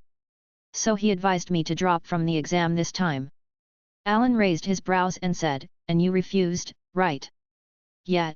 Gon nodded with determination oozing through his eyes. Allan sighed, I also know that you won't give up that easily. But, in the next test, it will be hard for you to pass. Gon grinned, it's okay. I'm only interested in participating. Even if I lose, I can come back next year anyway. Allan was surprised and pleased by Gon's optimism. As for his injuries, Allan wasn't worried, because unlike the doctor, he knew that Gon would be fully recovered in a month or 2. At this time, Kurapika asked, Allan, what happened to Yuvijan? Did you get rid of him? Allan shook his head and said, it's a pity, he got away at the end. After talking about the battle, Kurapika replied seriously, although you defeated him and he got away with serious injuries, he will most likely come back for revenge in the future. I know, so next time we meet, one of us will die. Allan raised his head as his eyes flashed coldly. Kurapika stayed silent for a bit before he said, I will help you then. So, until then, I hope you can teach me how to use Nin. Allan gave him a nice guy pose and said, don't worry, however, considering that Leorio isn't here, we have to wait till the exam ends before I can give you formal lessons. Kurapika nodded, okay, I will notify Leorio. Allan smiled and said, with your talents, it won't be that hard to learn, Nin. Kurapika was happy with Allan's reassurance. What are you talking about, Allan? Are you going to teach Kurapika and Leorio Nin? Killua couldn't help asking. Seeing Allan nodding, Killua hesitated for a bit before he asked in a pleading tone, in that case, can you please teach me as well? This came as a shock to Allan as he didn't expect Killua to almost beg him like this. After all, Killua was from the Zaldik family, the masters of assassination and Nin masters almost unrivaled in the world. At this moment, Killua let go of his arrogance and showed how much he valued Nin training. Allan wanted to tell both Kurapika and Killua that anyone is willing to teach both of them, even if he doesn't. After all, most Nin masters should be able to see the potential in these two. However, he didn't want to refuse them. At this time, the system gave him two options. 1. Agree to Killua's request and teach him Nin. Reward, Rare Treasure Chest X1. 2. Tactfully refuse Killua's request and ask him to find another teacher. Reward, increase Nin by 3000 points. Allan immediately picked the first option. At this time, Killua saw Allan being thoughtful and concluded that Allan didn't want to teach him, which felt like a heavy blow. However, in the next second, Allan raised his head, patted Killua's shoulder, and said, okay, I will teach you. Killua was happy, and that became apparent when he showed a pure smile. As he said to Kurapika, Allan asked Killua to wait after the hunter exam before teaching him. Killua had no objection as he gave him a thumb up. To Allan's disappointment, the system didn't reward him immediately. Well, it said that I need to teach him after accepting his request after all. There is no free lunch in this world. However, Allan suddenly remembered the treasure chest he is yet to open. He was so busy with the exam that he almost forgot about it. He directly reached to the system with his thoughts and asked it to open the treasure chest. Ding! You opened a mysterious treasure chest and obtained demonic illusion, tree binding death. Note, the genjutsu kurane used against Atake. Instantly, Allan's mind received all the information concerning the demonic illusion, tree binding death. Allan couldn't hide his surprise. Surprisingly, the chest gave me a genjutsu. This was a handy technique. Genjutsu is based on the 5 senses of the target, and there is almost no one in Hunter x Hunter world that can detect a genjutsu or dispel one. Although this skill doesn't cause any physical damage, it's useful to paralyze the target and finish him instantly. It's somewhat a good technique for torturing as well. At this moment, an announcement was made in the airship, whoever hears his badge number, please proceed to meet President Netero. Gon and the others were taken aback as they didn't expect President Netero to interview them in person. Allan instantly confirmed that the next phase was still the same when he heard the announcement. The first person they called in was Killua, the holder of the number 99 batch. Killua shrugged before he said, well, I go first. After entering the room, Killua saw Netero sitting inside. It turned out the president is this bald old man. Killua thought. He, although I'm a bald old man, I'm still very energetic, Netero said with a smile as if he guessed what Killua's thoughts. Killua was startled as he vowed to never look down on this old man again. Netero then said, Killua, I will ask you a few questions, and you have to answer them truthfully. Killua nodded. First, I want to ask you why you want to be a hunter? And what are you going to do after becoming one? Killua pretended to think before he said, I heard someone say that this profession was the greatest in the world, so I wanted to try becoming a professional hunter. As for what I will do after becoming one, I will let my family know that I'm good on my own, and I don't need to rely on them anymore. Netero smiled, hehe, so that's how it is. Killua smiled. He was feeling slightly guilty for lying to the old man. Couldn't he see that I was lying? Netero didn't care as he asked, then, let me ask you the second question. Of the remaining candidates, who do you think is the best? Who is the most dangerous, and who is the most powerful? Killua became speechless for a while before he answered, well, the most outstanding person from the people I have contact with is undoubtedly candidate number 123, Allan.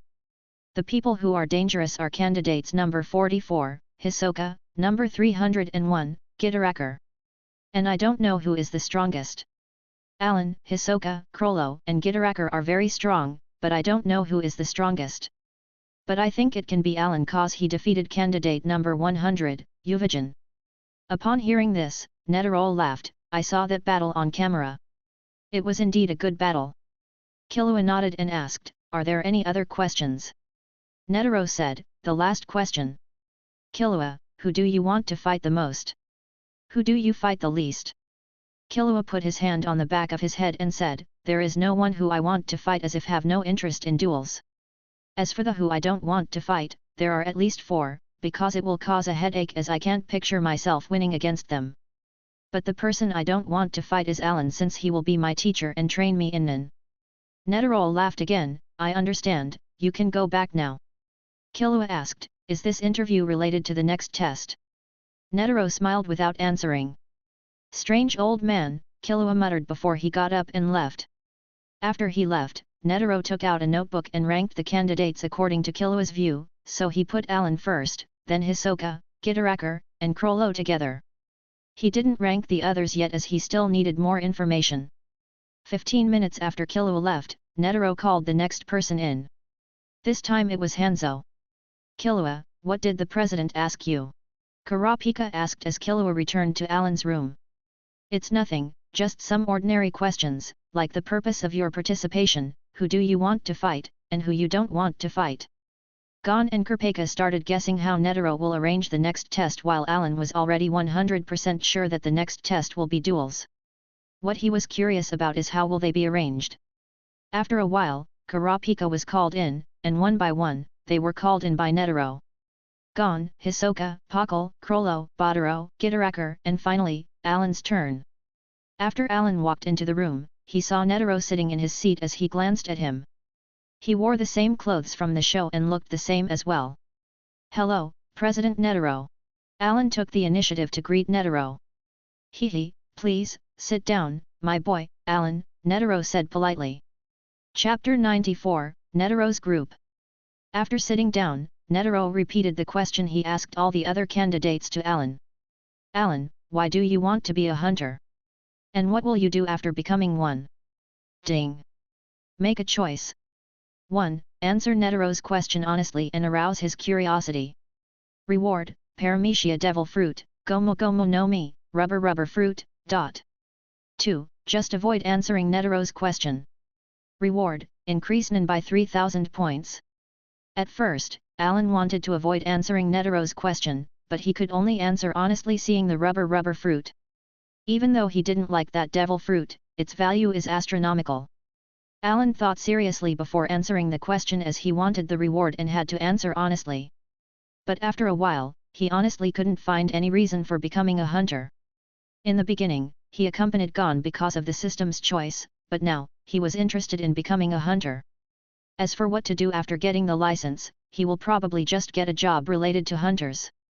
So after a while, he looked at Netero with a serious face and said, well, my reason for joining the hunter exam is mostly due to curiosity. After becoming a hunter, I will probably take some hunter-related work. Maybe when I get bored or tired, I will retire. He, interest? That's quite the interest. You seem to be a willful guy. Netero was genuinely surprised by Allan's answer. Allan shrugged, I think when you were young, Mr. President, you were quite the willful guy as well. Hearing this, Netero was stunned for a moment before burst out laughing, oh, you are right about that. I caused a lot of headaches to people when I was young. Allan believed that Netero was a very headstrong guy when he was young. He was the world's strongest, or at least that's what most people knew nowadays. Note, referring to Mahazaldik as the strongest character in Hunter x Hunter. Netero then asked his second question, Allan, among the 9 remaining candidates, who do you want to fight with the most and who do you want to avoid? Allan thought for a bit, then answered, there is no one I want to fight. As for who I want to avoid, it should be Gon. He is half a brother to me. Allan honestly answered. After all, he didn't want to fight anyone as he was no Yuvajan, a fighting maniac, or a psychopath like Hisoka. Netero nodded, okay, that's it. You can go back now. Allan nodded and headed out of the room. As soon as he got out, the system gave him his reward. Ding! You answered Netero's questions honestly and aroused his curiosity. You obtained devil fruit, gomu no mi. In an instant, Allan found a purple fruit in his hand. Is this the rubber fruit that Luffy ate? Allan stared at the devil fruit curiously. This was a paramecia devil fruit, and after anyone eats it, he will turn into rubber. Although it doesn't sound great, this devil fruit has great potential.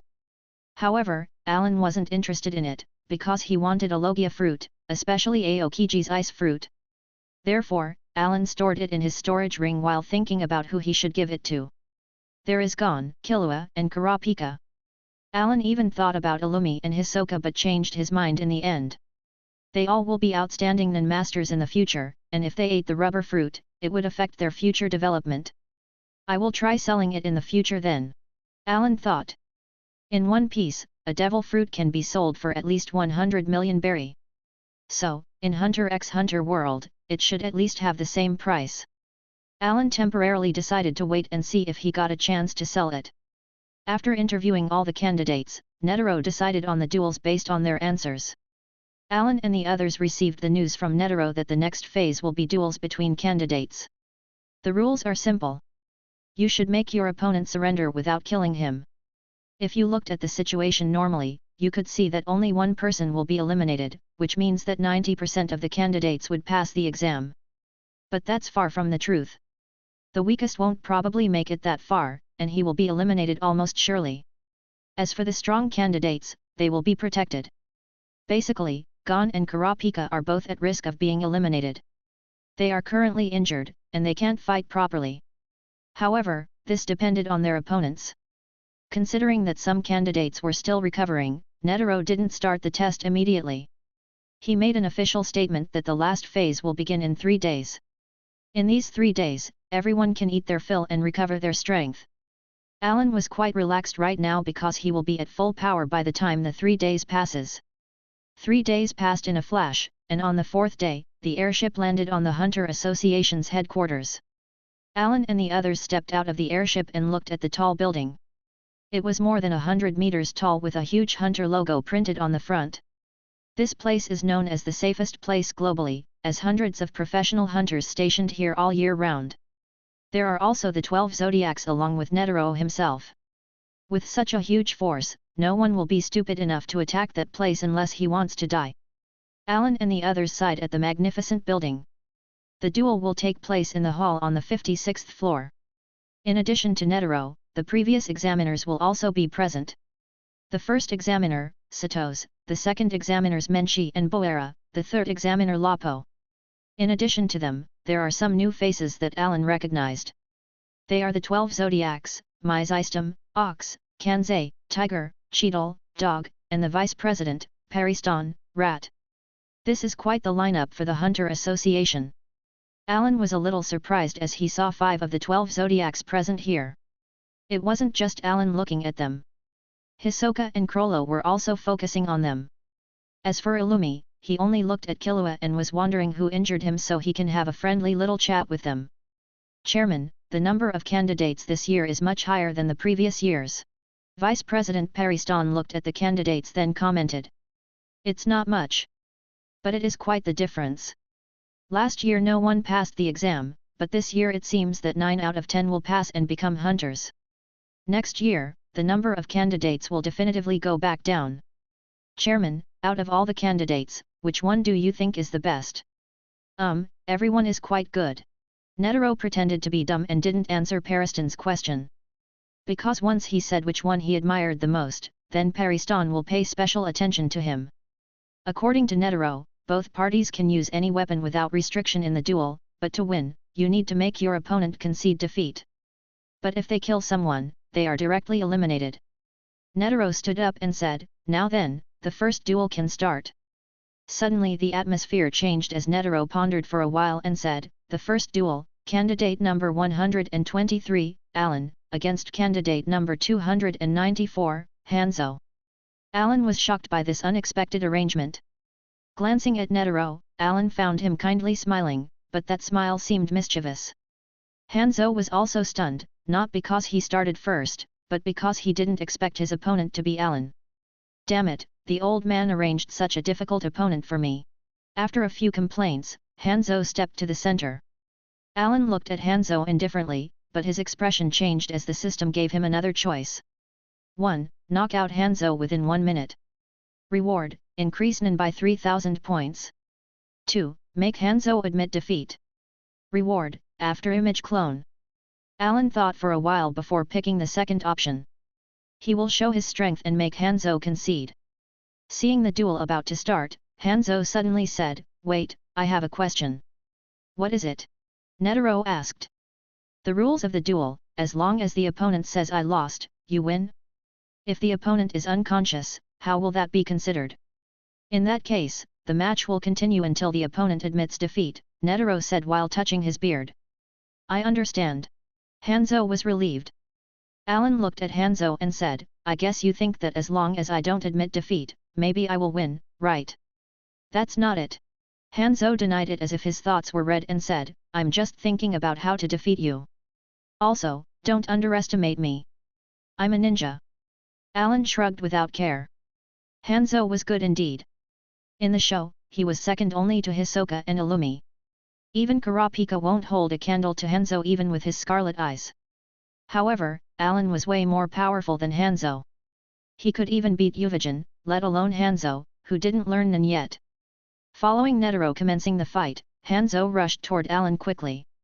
His figure suddenly appeared in front of Allan in a display of speed. His hand rose, and a hidden weapon appeared out of his sleeve descending upon Allan. Chapter 95, Professional Hunter Achievement. As the blade fell on Allan's head, the latter suddenly disappeared. Hanzo's pupil contracted as his sword passed through empty air. "So fast!" Hanzo commented in his heart before retreating a few meters. "Your speed is all right," Allan said calmly, before smiling and taunted, "I don't know if you can go even faster." Hanzo coldly replied, "It looks like you're confident in your speed. Be prepared. My next attack will be faster." Hanzo launched himself with great speed at Allan but once again failed to make contact with Allan. "What?" Hanzo couldn't maintain his composure as Allan avoided his attack again. "The first time can be a fluke, but not the second time. Can you hurry up?" Allan taunted him with his index finger. Regardless of being a ninja or not, Hanzo is arrogant and couldn't bear Allan's provocation. He once again flashed and swung the hidden weapon at Allan fiercely. Allan didn't fight back. Instead, he relied on his observation haki and dodged. He wanted to make Hanzo realize the difference between their power and make his surrender. The first step was destroying Hanzo in terms of speed. As a ninja, he must be confident in his speed. Allan wanted to keep Hanzo attacking and make him lose confidence in his speed.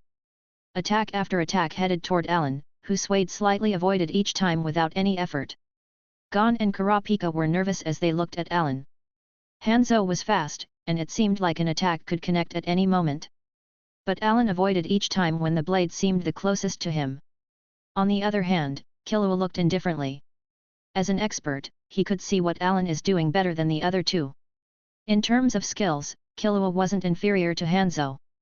Therefore, he could gauge Hanzo's power without a problem. Hanzo had great speed, but he was far behind Allan. Only when your speed is greater than your opponent can you dodge at the last moment like Allan is doing. Allan's face wasn't red, he wasn't breathing hard, and from time to time, he would taunt Hanzo. It's clear that Allan was way beyond Hanzo in terms of skills. With observation, Killua found out that Allan relied on a movement technique or some kind of footwork. And it was quite advanced as well. This was similar to the footwork of his family, but Allan's was much more advanced. Gon and Kurapika couldn't see this clearly, making them frightened and worried about Allan's safety. Killua couldn't help explain, "Don't worry, Allan is just playing with Hanzo." Kurapika was surprised, "You mean that Allan wasn't serious all this time?" Killua shrugged, "I can't say he wasn't serious. After all, Hanzo is quite good, but if Allan were truly serious, Hanzo would be dead. I'm very surprised as well because Allan is really strong, but he is only dodging Hanzo's attack without counter-attacking. When Killua explained, I understood what Allan is trying to do. He should be trying to prove the difference between them and force Hanzo to admit defeat. Gon said. Kurapika nodded, that should be it. After all, the rule is clear. You need to make your opponent surrender, not defeat it. If Allan started to fight with defeating Hanzo in his mind, it would be easy.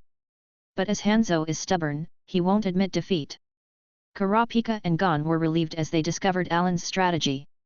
At this time, Vice President Pariston glanced at Netero and said, Chairman, the candidates this year are quite strong. They are showing us such a wonderful fight from the start. Cheadle glanced at Pariston and Netero before saying, the chairman didn't invite you, and you still have the cheek to come here, uninvited. Pariston squinted with a smile, I'm still the vice chairman. I have that much authority. Humph. Cheadle snorted, too lazy to retort. This time, Netero specially invited them and didn't invite Pariston, but the latter came here uninvited. This made her very upset as a member of Netero's faction. Because what Pariston did means that he thought less and less of Netero as the president. At this time, Netero, who was watching the duel, suddenly said, this old man wants to join them in fun.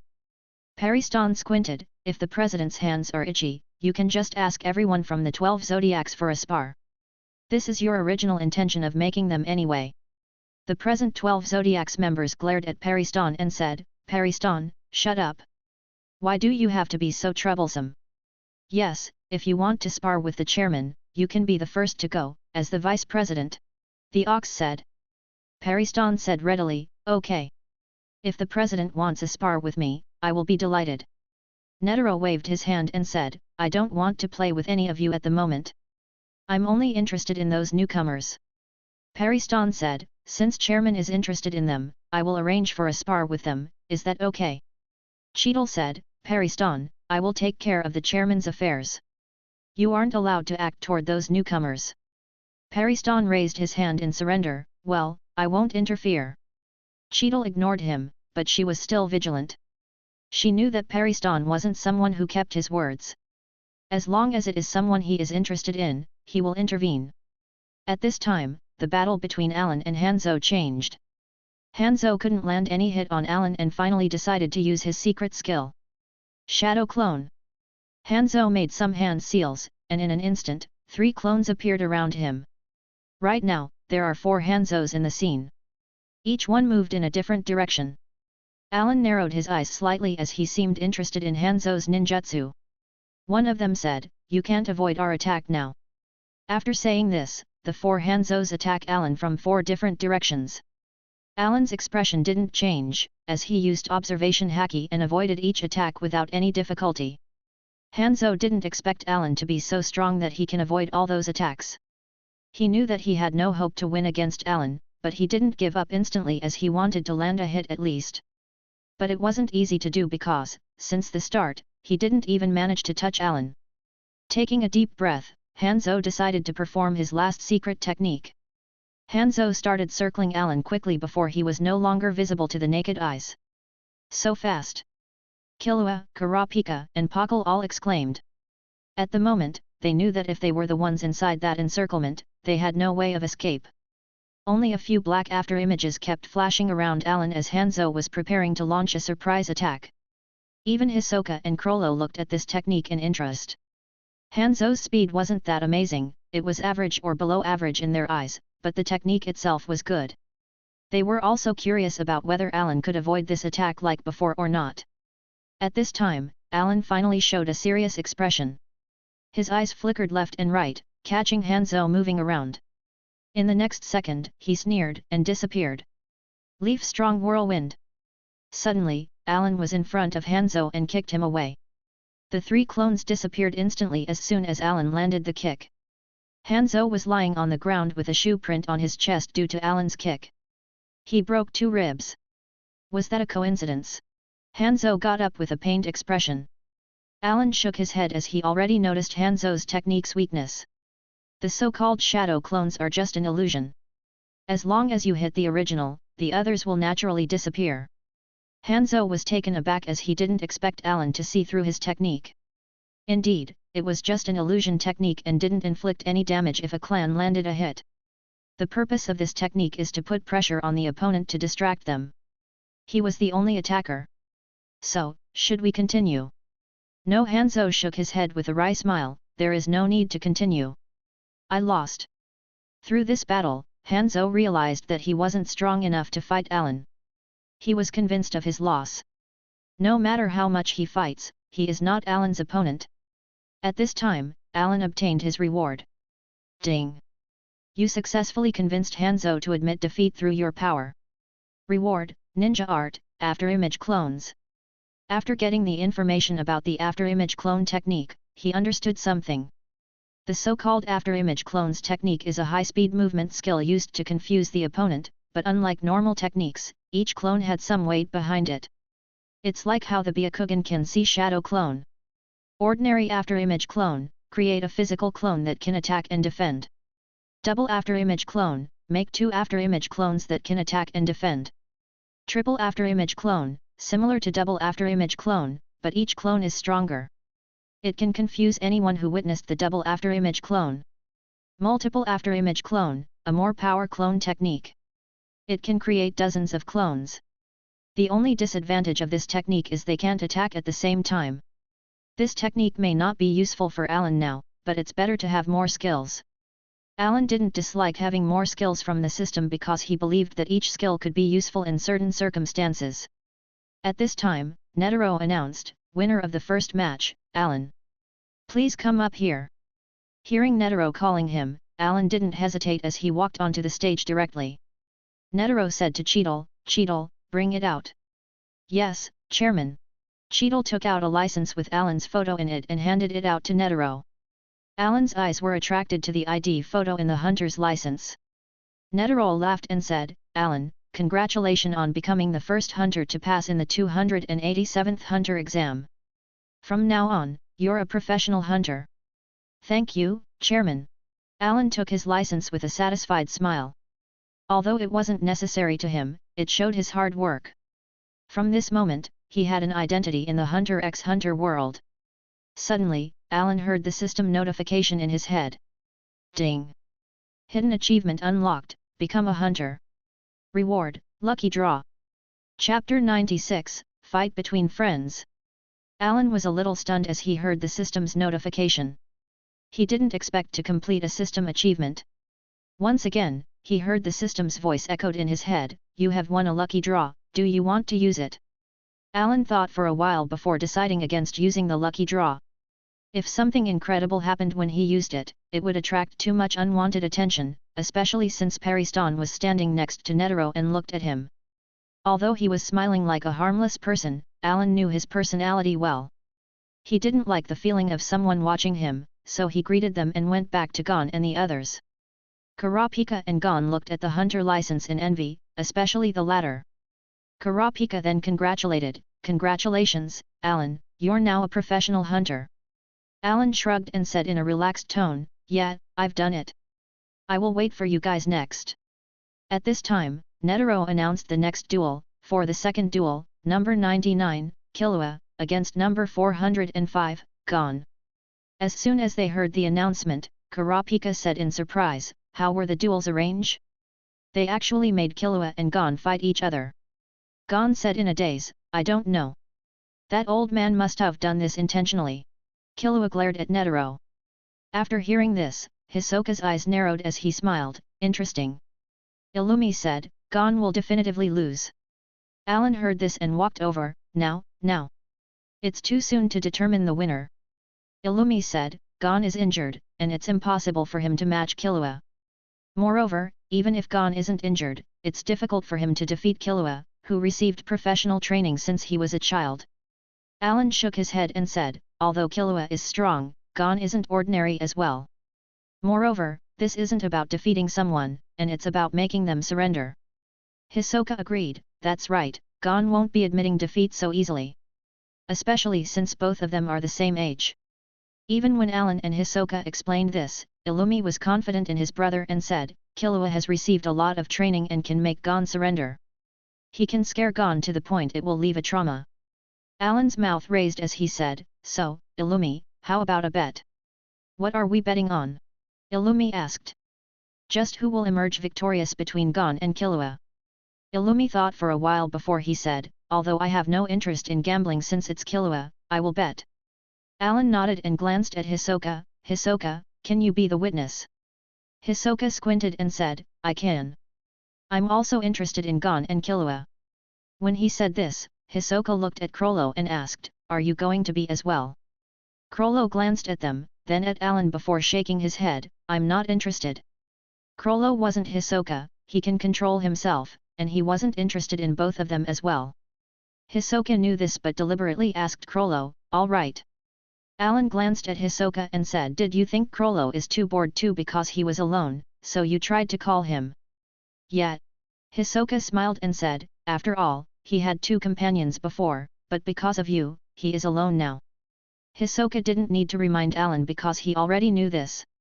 Although Crollo said that he would not interfere with Yuvijan's revenge, Pakunoda's matter was another thing entirely. Allan could guess that Crollo knew of this, and he must be dissatisfied despite him looking calm. After all, he is the leader of the Genei Ryuudan, and Allan defeated and almost killed one of his men. If Crollo lets it go, it will be like a face slap to him.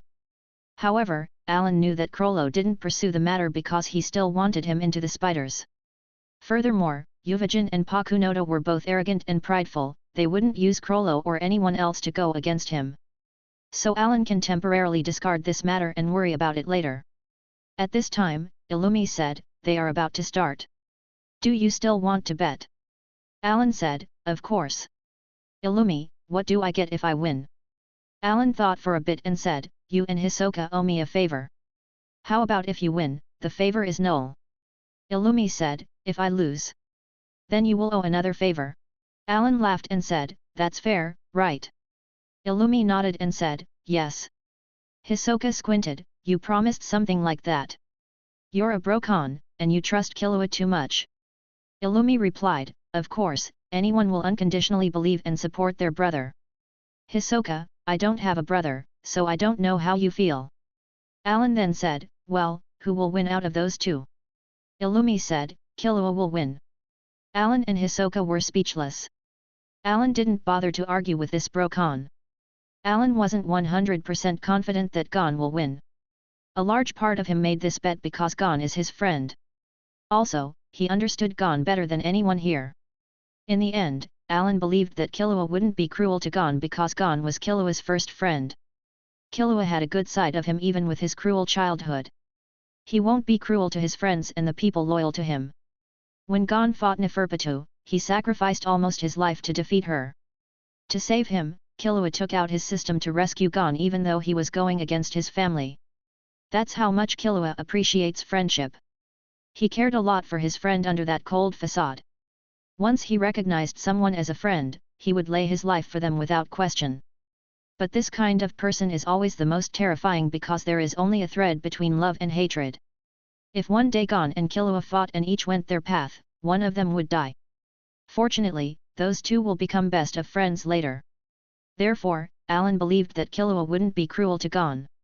Gon can't win this fight because his arms are broken, and it's impossible for him to fight Killua, but to win, someone has to admit defeat, and Gon won't, no matter what happens.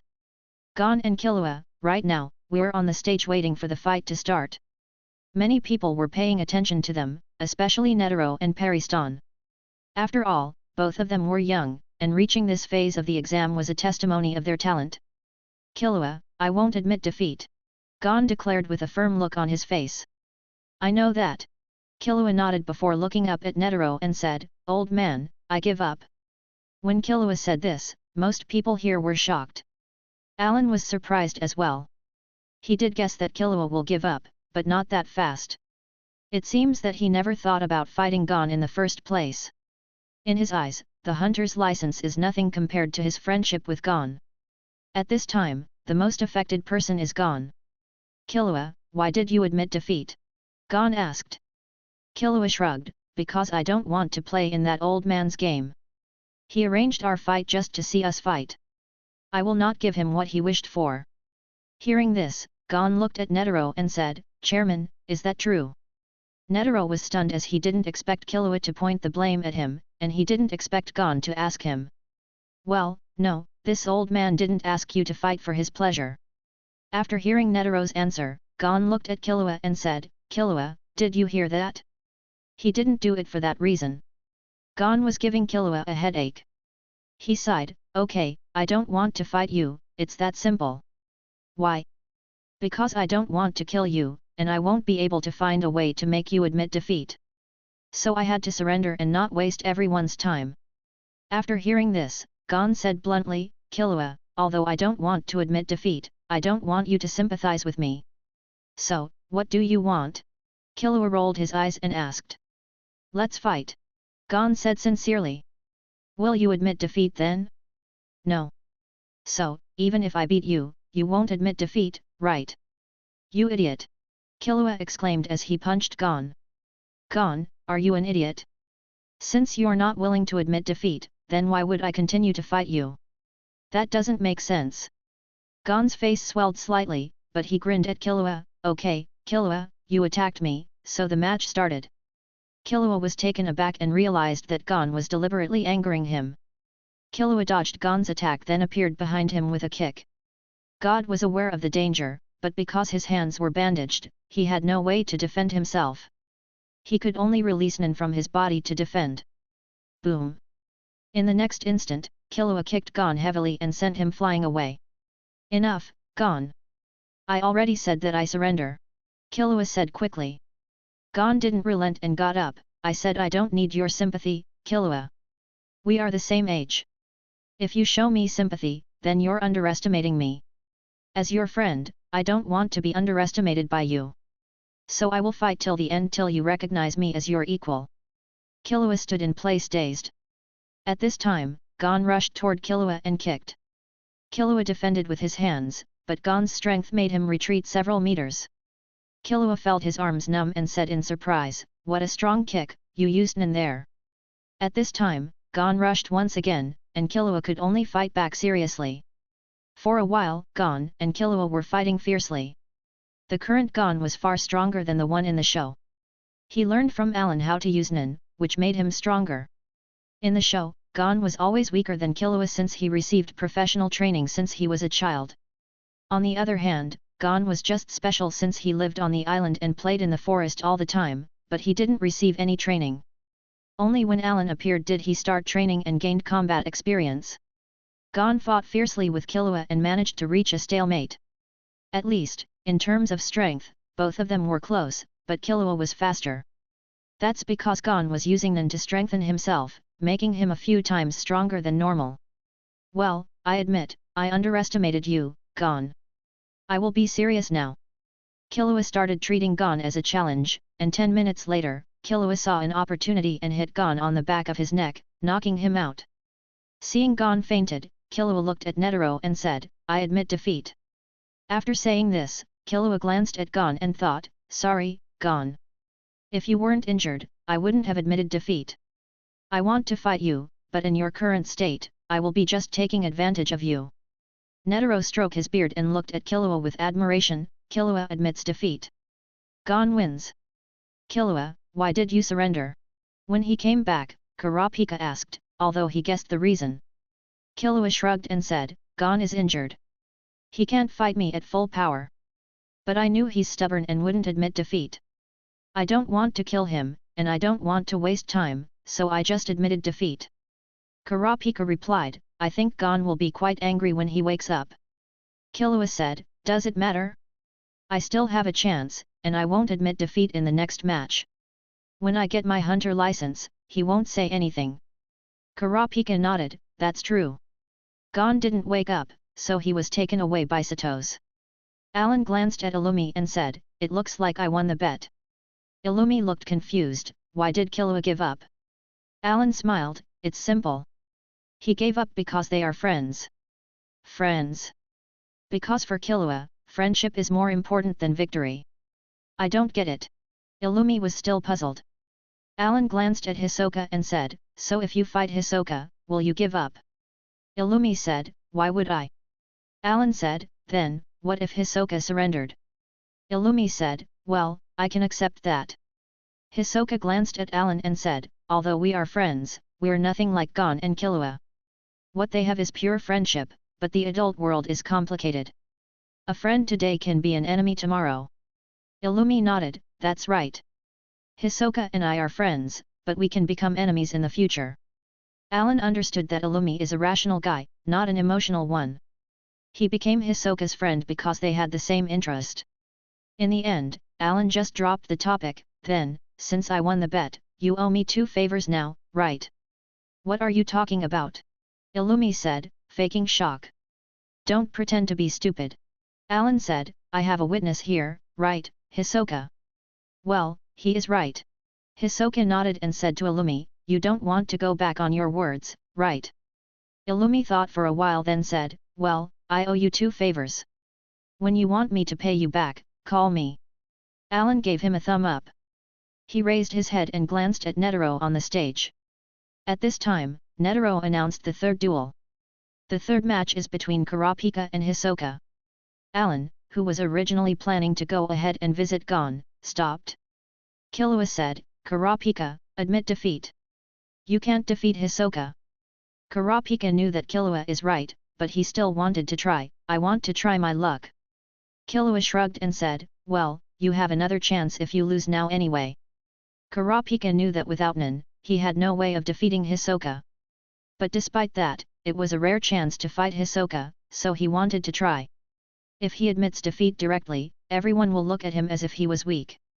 Allan didn't say anything because he knew that the gap was too big, and no matter how much Kurapika tries, he can't beat Hisoka. Unless there is a miracle, Kurapika won't win. Suddenly, Allan remembered that in the show, Hisoka admitted defeat when he faced Kurapika, so maybe he would do that this time as well. But in the show, Hisoka admitted defeat because he knew that Kurapika's enemy is the spiders. That's why he cooperated with Kurapika. But now, Allan didn't know if Hisoka knew about that yet. Hisoka, you don't want to give up, do you?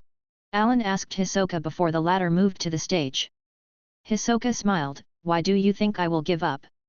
Allan thought for a while and said, well, I just have an intuition. I think you look at Kurapika like you do to Gon and Killua, so I think you are interested in Kurapika's growth, no? You aren't the type to pick unripe fruit. Chapter 97, Grand Prize. You will know later. Hisoka's answer made Allan frown as he couldn't guess what Hisoka would do later. Hisoka moved to the center of the stage. He looked at Kurapika and said, come, I won't use Nen to fight you. Kurapika was angered, are you looking down on me? Hisoka squinted, I just want to test you. Kurapika clenched his fist as he knew that he couldn't defeat Hisoka no matter what he did. Kurapika coldly said, if you want to test me, then I will let you have a taste of my power. If I accidentally kill you, then I'm sorry in advance. Seeing Kurapika's expression, Hisoka's eyes squinted, and smiled, yes, that kind of look is what I'm looking for, that anger. Come, I will enjoy this fight. To avenge his clan, he went to hell and back practicing each day so that he won't back down now.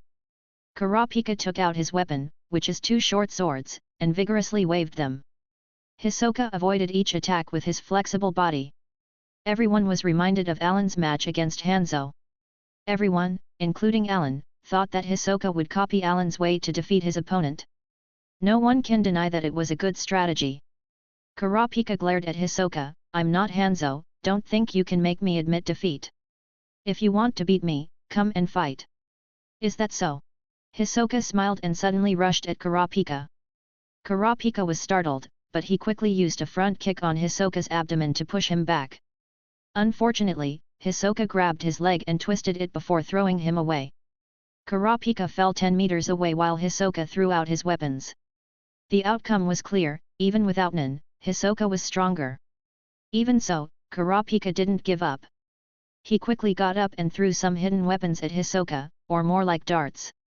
Hisoka squinted before stepping aside, avoiding the darts. He reached his hand and grabbed a dart and threw it back at Kurapika, who was rushing forward. With a ding, Kurapika blocked the dart with another short sword before thrusting the sword at Hisoka. The latter bent over 90 degrees and avoided Kurapika's attack. Kurapika continued his attacks while Hisoka simply dodged. Hisoka smiled creepily, yes, your physical strength is good, and if you learn Nen, your power will increase very much. He looked at Kurapika like a pervert and said, I didn't misjudge you. You're a delicious fruit. I'm tempted to pick you off right now. Kurapika felt a chill pass through his body as he saw the look on Hisoka's face and heard his words. He described me as a delicious fruit that he can pick. Kurapika kept attacking without stop as he felt his attacks were closer and closer to hitting Hisoka.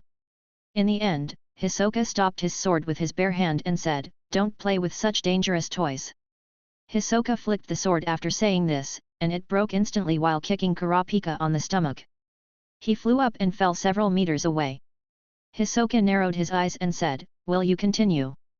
Kurapika grabbed his stomach without replying. Instead, he rushed toward Hisoka again. He wasn't afraid of death. The only thing on his mind is defeating Hisoka. Hisoka looked at Kurapika in admiration, or that's what most people thought it was as he knocked him down several times over. Kurapika didn't relent. He kept getting up, not thinking about giving up. He had broken bones all over the place, but he still got up. He didn't want to go down like this. He wanted to get stronger, and he will move forward no matter what. Hisoka's smile disappeared as he looked at Kurapika with some seriousness. Kurapika's tenacity exceeded his expectations. I originally thought that you were a good fruit, but now it seems that I'm wrong. You are a new star that will shine, and I will look forward to your future performance. After saying this, Hisoka looked at Nitro and said, I surrender. The audience was in an uproar when they heard this. Naturally, Kurapika was the most shocked. He was barely standing as he looked at Hisoka in disbelief. Hisoka, why are you surrendering? Kurapika asked Hisoka, who was about to leave. Hisoka paused as he flashed in front of Kurapika and whispered something in his ears, making Kurapika's expression change. He became surprised and slightly angry as his eyes turned scarlet for an instant. But it quickly disappeared and returned to normal. Hisoka's mouth rose into a sly smile before he walked off, while Crollo seemed a little angry. Allan understood that Hisoka told Kurapika about the spiders, and that caused his anger. Just like the show, Hisoka was planning on cooperating with Kurapika, and Crollo probably noticed Kurapika's eyes turn scarlet for a second. He probably remembered the Kurta clan as he was the one who killed them and knew now that Kurapika was a survivor of that clan. Allan started wondering if Crollo would cut the weed to the roots or will he let Kurapika live. He stayed back for a while to see the next fight, which happened to be between Illumi and Pakal and then Crollo against Badaro. Illumi won his match, and Crollo won his. The next round will be between the 5 who didn't win, who are Hisoka, Hanzo, Killua, Pakal, and Badaro. They will fight, and the candidate who lost all his matches will fail the exam. It's mostly certain that Killua, Hisoka, and Hanzo will pass one after the other, and the last match will probably be between Pakal and Badaro. Allan was no longer interested in watching the fights anymore and left.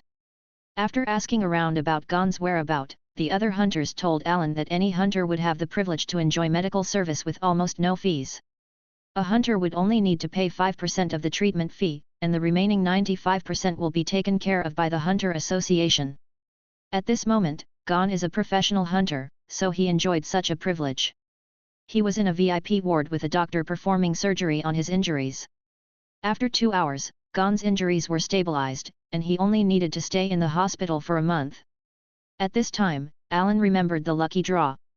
So, he directly took a room provided by the association for free for some privacy. In a room on the 26th floor, Allan prepared to start the lucky draw. He was hoping to get a Logia devil fruit, like ice fruit or lightning fruit. Ding! Start the lucky draw. A giant roulette appeared in front of Allan, full of prizes. There were many avatars of anime characters, like Hagio Romo Atsutsuki, Tsunade Senju, and even Minato Namikaze. There were also Monkey D. Dragon, Whitebeard, and even Mihawk.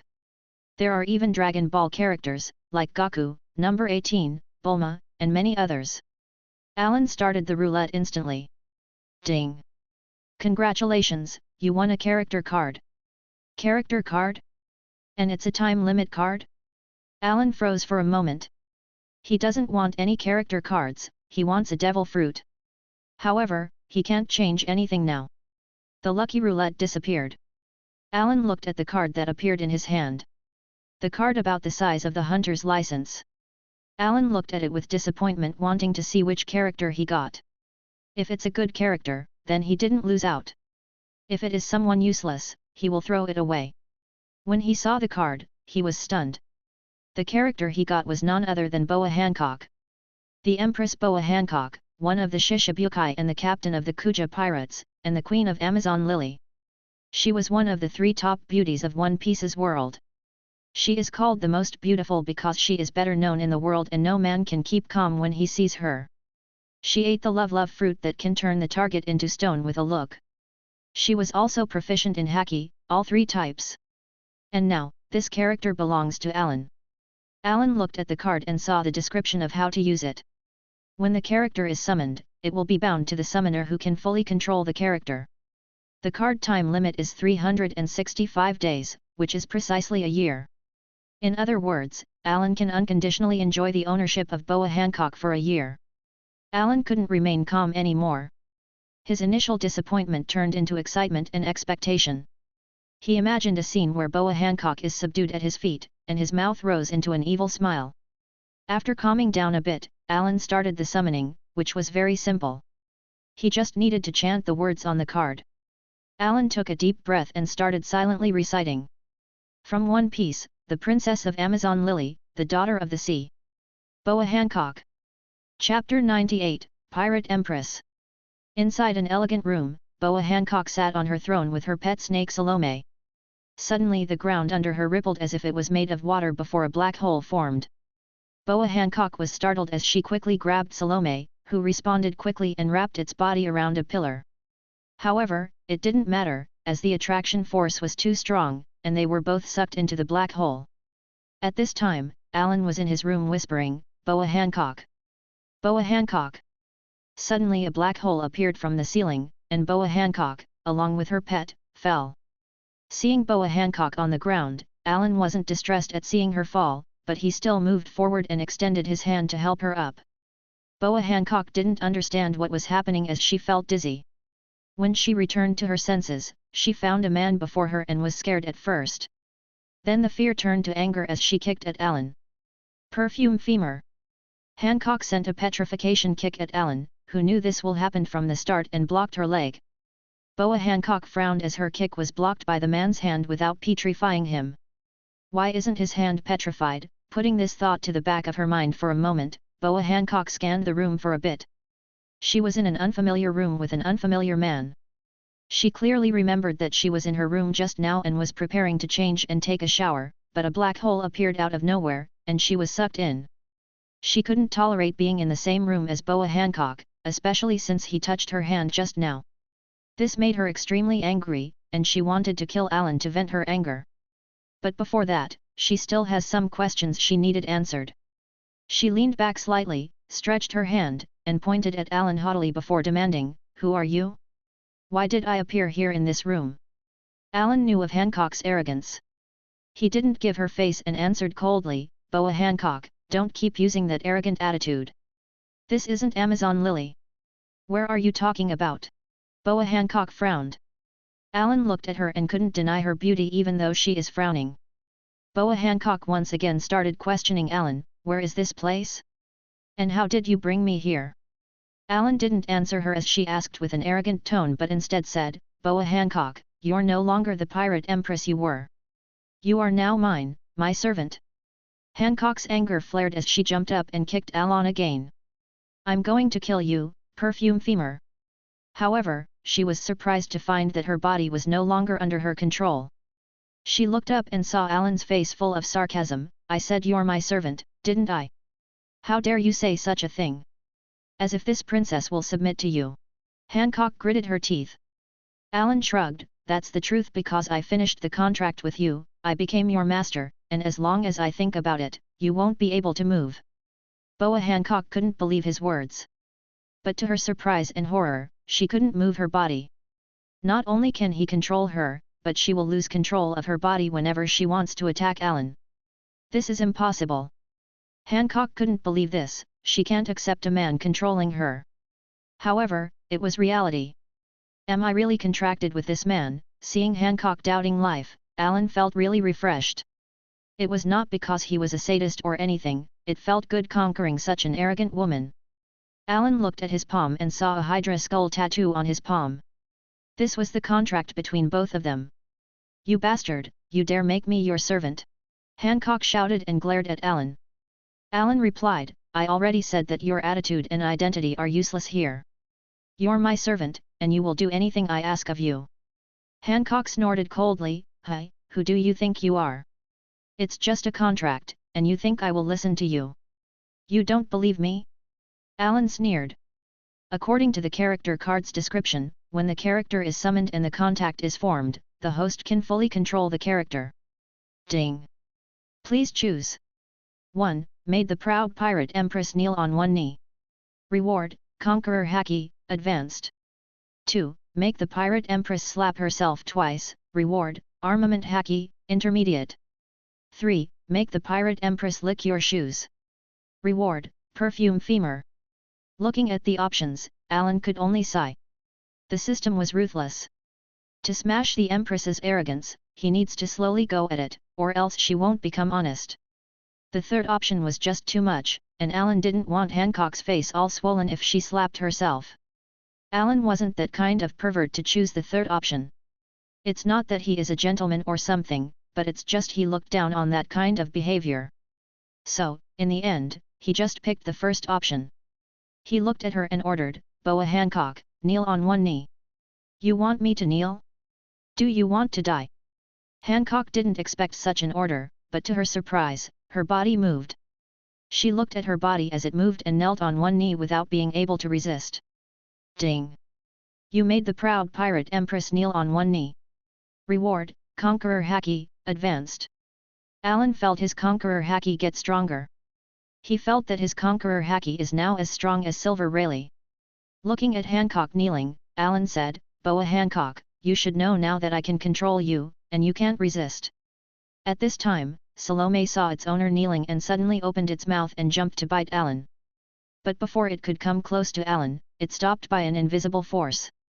Boa Hancock looked at Allan in surprise. That! Just now, that is the Conqueror Haki? The same Conqueror Haki that I have. Why does this man have this ability? Could it be that he is like me? Does he have the qualification to be a king? Allan looked at Boa Hancock and smiled slightly, I think that you don't doubt me now, right? Hancock snorted coldly. Although she was shocked by the Conqueror's Haki, she wouldn't submit so easily. Man, you should let me go, or else I will kill you. Allan shook his head, it seems you didn't recognize the status quo yet. He took a step forward and pinched her chin without his hand and leaned closer, you should remember, you are neither the pirate empress, nor are you a Shishibukai. You are my servant. If you don't understand this and keep being arrogant, I will slap your behind. However, it seems that Allan underestimated the arrogance of this woman. You're so rude to this princess. I will not let you go. When I return to Amazon Lily, I will do my best to kill you. Allan sighed. Ding! Make a choice. 1. Slap the pirate empress Hancock twice. Reward, double physical strength. 2. Humiliate the pirate empress Hancock and let her feel shame. Reward, double physical strength. 3. Punish your arrogant servant the way a man punishes a woman by slapping her butt. Reward, Armament Haki, Advanced. Allan decisively ignored the first and second options. He wasn't about to beat a woman or humiliate her. He wasn't such a scumbag. Only the third article is in line with Allan's wishes. Only that way can he crush her arrogance. Moreover, the reward's so good that he won't let this opportunity pass. Allan immediately used the contract force and made Hancock stand up. Man, what are you trying to do to me? Seeing Allan approaching, Hancock became vigilant. Although she wanted to attack Allan, her body couldn't move. Allan said coldly, since you don't want to accept reality, I have to punish you. You, what do you want to do to me? Hearing the word punishment made Hancock nervous. Allan looked at her and said, Boa Hancock, I will use the strongest way for men to punish his woman, prepare yourself. The strongest way? Boa Hancock was taken aback. Hancock was on the bed face down 2 hours later as she couldn't sit straight from the pain as Allan looked in satisfaction at the bloody red butt he just finished slapping. Note, yes, the author is only leaving hints. At this time, the system's notification echoes in Allan's mind. Ding! You used the strongest physical punishment on the pirate empress to crush her arrogance. Reward, armament haki, advanced. Allan raised his hand, and a thick layer of black material covered it. He could tell that with haki, his fist is as hard as steel or harder. Allan was quite satisfied with the Empress crushed arrogance along with the armament haki and conqueror haki. Allan glanced at Boa Hancock, who was in a trance, and said, "From now on, you will stay by my side. You will follow me wherever I go, and if you don't obey, I will keep using this punishment." After a long silence, Hancock nodded her head unwillingly. She looked at Allan bitterly as she couldn't forgive Allan for what he'd done to her. But she can't be arrogant anymore, as she knew that Allan could control her at will. So, she could only swear that if the opportunity arises, she will kill that man. Allan knew that Boa Hancock was now vowing to kill him, but at least she wasn't arrogant anymore. Although it was a little despicable to punish her by beating her butt, at least she calmed down now. Having her as an attendant is like having a powerful ally. At this time, Boa Hancock suddenly asked, "If I obey your orders, can you let me go back?" Allan thought for a while and said, "Yes, if you want to regain your freedom, don't defy me. If I'm happy, I will let you go back." Hancock didn't speak any more, as she seemed skeptical about Allan's words. After all, Hancock couldn't trust Allan. He was a demon with a smiley face. Allan didn't care about Hancock's thoughts. After a while, he took Hancock and left the room, ready to check if the exam was over while the snake, Salome, followed after its mistress. Chapter 99, The Empress Power. "Where are you taking me?" Boa Hancock asked as she left the room. Allan stopped and glanced at her. "It's not where I want to take you, but starting today, you will follow me wherever I go." Hearing this, Hancock frowned. "Don't go too far. No one has even made this Empress follow him." Allan said, "Then I will be the first, and the only one." Hancock bit her teeth as she was unwilling to follow him, but she can't control her body even if she wanted. She could only give up bitterly and stopped asking questions. The only thing that gave her comfort was her pet Salome, who was still following her. It has been 3 hours since Allan left the exam hall. So the exam should have ended already. Still, he didn't discard the possibility of a break between each round. "By the way, my name is Allan, and you can call my name directly, I don't mind. Also, regarding my identity, you should know that I became a professional hunter 3 hours ago." After getting into the elevator, Allan briefly introduced himself to Hancock. He thought that he should at least tell her the most basic information. Hancock snorted, "Who do you think you are? This Empress isn't interested in knowing your name." Allan's mouth rose into a smile, "Although you say that, you're really curious, aren't you?" "What?" Hancock was shocked as she looked at Allan. Allan seemed to know what she was thinking, and he confirmed it, "You're right. Not only can I control your body, but I can read your thoughts as well." Allan didn't brag much about this, but he really can read her thoughts when he concentrated on the character card. At this time, Hancock thought, "What a terrifying man, can he really read my mind?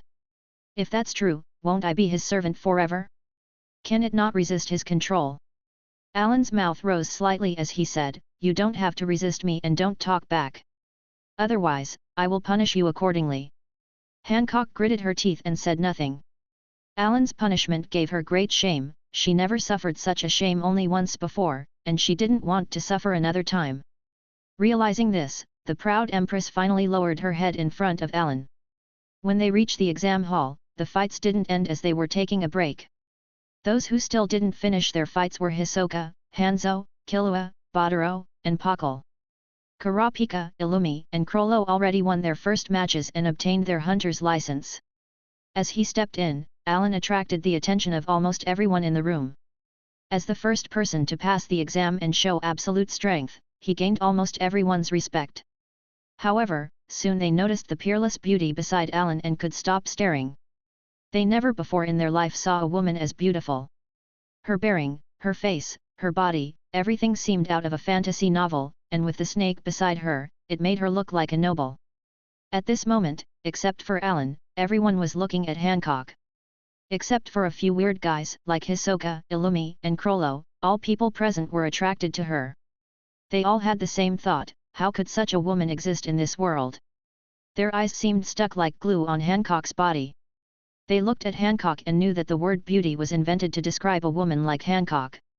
Even Netero, who lived for 100 years, was looking at Hancock with hearts in his eyes, which somehow made Allan think of Master Roshi, Mutant Roshi, Kamizen from Dragon Ball. Allan blocked Hancock from everyone's view and said, "What the matter, haven't seen a beautiful woman before." Allan's words caused everyone to awaken from their mesmerization, and some of them looked sheepish. At this time, Netero waved at Allan. Allan said, "Is there something, President?"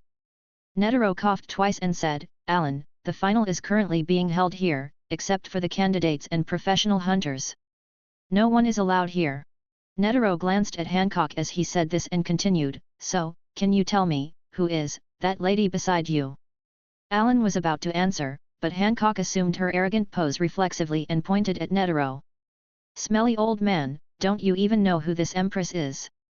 Hancock opened her eyes and looked at everyone in the hall arrogantly, which made everyone stunned at how she addressed herself. Hancock said, "Listen well, this empress is Boa Hancock, the empress of Amazon Lily and captain of the Kuja pirates, one of the Shishibukai. You lowly people should call me your majesty, or empress. If you call me miss or lady again, I will kill you." Netero and the others are dumbfounded. Regardless of the titles are true or not, Netero and the others were convinced that she is a narcissist. And because nobles had such temperament already, and with her saying she was an empress, they can't question her. The tiger, Kanzei, looked at the ox, Mizistem beside him, and whispered, "Isn't this woman too arrogant? How dare she call the president a smelly old man, and she called herself the Snake Empress." Ox glanced at Netero before whispering back, "Well, the president seems to be indifferent." Kanzei was taken aback as he could see Netero's gaze stuck to Hancock and wasn't bothered by her rudeness. He looked back at Ox and said, "Isn't the old man too old already? Is he eyeing that girl?" Kanzaki said dumbfoundedly. The ox, Mizistem, said, "I can't blame him really, that woman is simply too beautiful. To be honest, I didn't see any woman so beautiful all my life."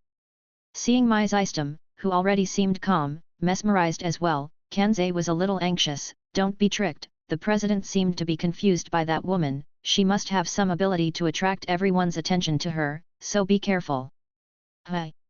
Hancock heard Karzai's words and pointed at him. "Insolence, who allowed you to talk about this empress? This empress beauty isn't something you can talk about." Hearing this, Kanzei was stunned for a moment before he said in retort, "Who says you're beautiful? You arrogant, narcissistic woman. Also, who do you think you're calling insolent? I'm a member of the 12 Zodiac, the tiger, Kanzei." Hancock didn't look at him at all. She titled her head and said arrogantly, "This empress won't remember an insolent's name, and this empress beauty is beyond doubt. You woman, you're too arrogant. I will teach you a lesson." Kanzaki said furiously. Seeing Kanai was about to attack, Mizistem discouraged him, "Stop, Kanzei, hitting a woman isn't very gentlemanly. You think I don't know that you want to help her because she's beautiful?" Kanzei exclaimed. Mizistem quickly explained, "No, I'm not attracted to her, I just think that the 12 zodiacs should follow our own rule and not use force without authorization, especially against women. Mizistem is a double-star crime hunter and always abide by the rules." Therefore, his words were his own without being influenced by Hancock's beauty. But somehow, Mizistem blushed inexplicably after saying this. Kanzaki looked speechless for a while before saying, "It looks like you and the president were fascinated by this woman. I should take action and break her control over you." Just as he finished talking and prepared to attack, Hancock already sent a kick at him. Perfume femur. Feeling the power behind the kick, Kanzei was surprised, but he reacted fast enough and jumped away, avoiding it.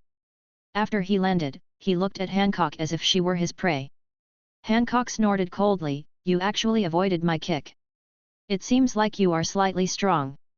Kanzei stared at Boa Hancock and gritted his teeth angrily, "You're really a lawless woman since you attacked me.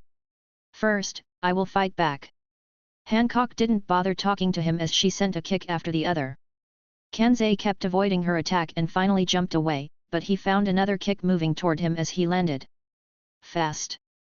Kanzei quickly crossed his arms in front of him, blocked the kick, and skidded back a few meters. Karzai's expression sank. Although he blocked the kick, the impact made his arms numb. He could tell that she attacked with killing him as her objective. "Damn it, I'm getting serious," Kanzei exclaimed. Although he is fast to anger, he didn't like to use force on a woman. If she didn't force him, he wouldn't have done it. As Kanzei was about to fight back, his expression changed. "What? What is this?" He saw part of his arm that he defended with turn into stone. His attention was on Hancock, so he didn't notice it, but now that he tried to move his arm, he felt something, and as he looked, he saw his arm petrified. Kanzei quickly thought, if this continues, my arm will be gone. My system, Cheetle, and the others noticed this, and their faces changed. Is this that woman's nin ability? After kicking Kanzei, his arm was petrified. My system frowned. Hancock said coldly, "This will be the end of your disrespect for this empress. Anyone who is quickly by her perfume femur will be petrified, whether it's a male or female. This is the ability granted to her by her devil fruit. In close combat, no matter if you block the kick or not, you will be petrified as long as it touches you." Kanzei used his nin to defend against her attack, or else his arm would have been petrified on the spot and maybe even shattered. It's precisely because of the nin defense that the petrification process was reduced, but even so, it still took effect. Hancock didn't use more than 70% of her power, but even so, Kanzei only covered his hand with a layer of nin. He didn't even ken to defend. Right now, Karzai's face was hideous. He discovered to his horror that the petrification didn't stop on the surface, but even his blood vessels showed signs of petrification. He knew that if he didn't deal with this quickly, his arms would be destroyed. He immediately used his ren to exude nin from his pore and counter the petrification. Karzai's method was barbaric, but it got the job done. The nin coming out of his body managed to make the petrification stop and recede until it vanished. When the others saw this, they were relieved. Especially, my system, who had a good relationship with Kanzei. Allan narrowed his eyes slightly as he knew how strong Hancock's petrification is.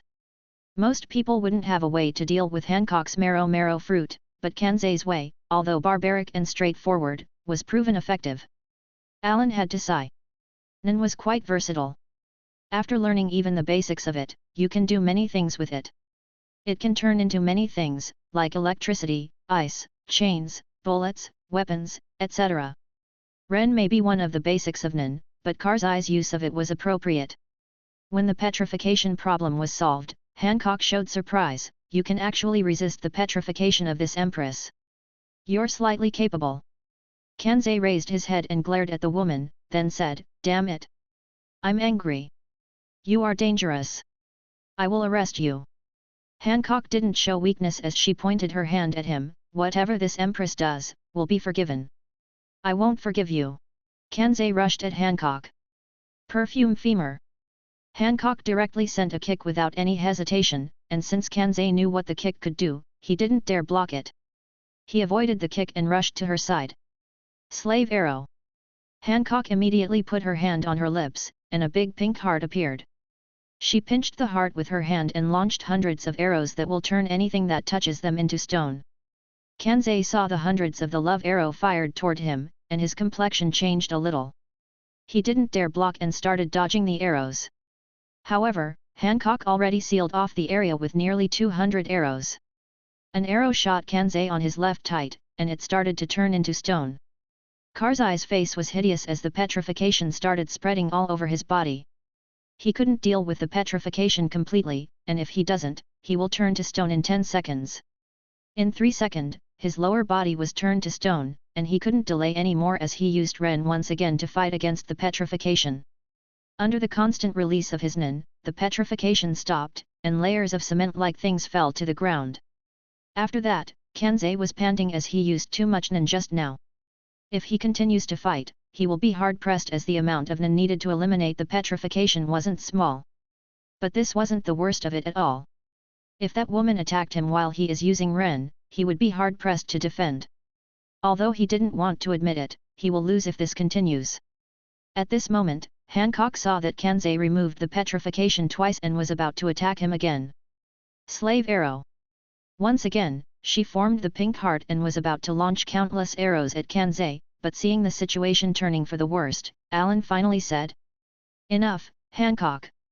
Hearing this, Hancock stopped and released the pink heart. This Empress wants to kill that guy, Hancock said. Although she can't be arrogant in front of Allan, it doesn't mean that her arrogance completely disappeared. She will be arrogant to anyone but Allan. Karzai's rudeness made her unhappy, and she wanted to kill him. Get back here. Do you want to defy me? Allan said coldly, and finally, Hancock returned beside him. She was upset, but she didn't want to experience Allan's punishment again. However, Kanzei didn't feel that it was enough and didn't want things to end this way, so he said, President, didn't you see? That woman is dangerous. I suggest that we catch her or drive her away from the association. Faced with Karzai's accusation, Hancock said arrogantly, no matter what this Empress does, it will be forgiven. After all, this Empress is beautiful. After saying this, Hancock flicked her hair back, which made her dazzling. Allan glanced at Kanzei and found him blushing with everyone except the known freaks. Even the women were blushing. Allan could only sigh. Her most incredible power wasn't her marrow fruit, but her beauty. Only 4 people lacked a reaction at this time, they were Illumi, Hisoka, Crollo, and Pristine. Oh, what a dangerous woman! Parkstone squinted. As he said this, he looked at Allan and asked, Allan, can you tell us who she is? If you don't, then we will ask her to leave. Allan thought about a response, but the system interrupted his thoughts. Ding! Make your choice. 1. Tell Perry Stone and the others that Hancock is your secretary. Reward, increase amount of NAN by 5,000 points. 2. Tell Perry Stone and the others that Hancock is your contract servant. Reward, Paramecia Explosion Fruit, Mr. 5 from Alabasta's Ark. 3. Tell Perry Stone and the others that Hancock is your fiancé, and make the Empress kiss you in public. Reward, Logia Ice Fruit. Chapter 100, Getting the Ice Fruit. It actually gave out the ice fruit. Allan's eyes lit up after seeing the reward of the third option. He confirmed a few times that it's really the ice fruit and directly chose the third option excitedly. He truly didn't expect such a reward. Although he will wrong Hancock with his choice, he didn't regret it. After all, Hancock belonged to him for an entire year, and for the sake of his favorite fruit, he will do it.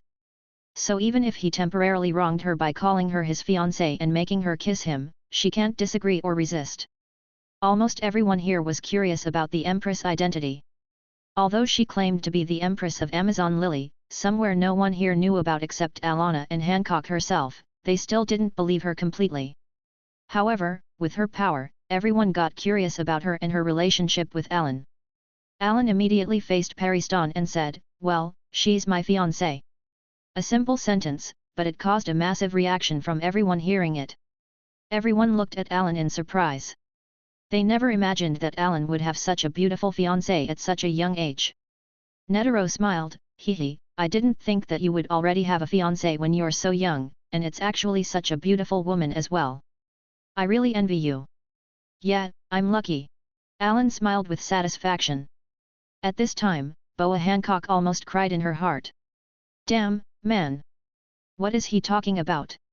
When did I become his fiancée? If it weren't for the contract, Hancock would have already attacked Allan. But she wasn't as impulsive as before.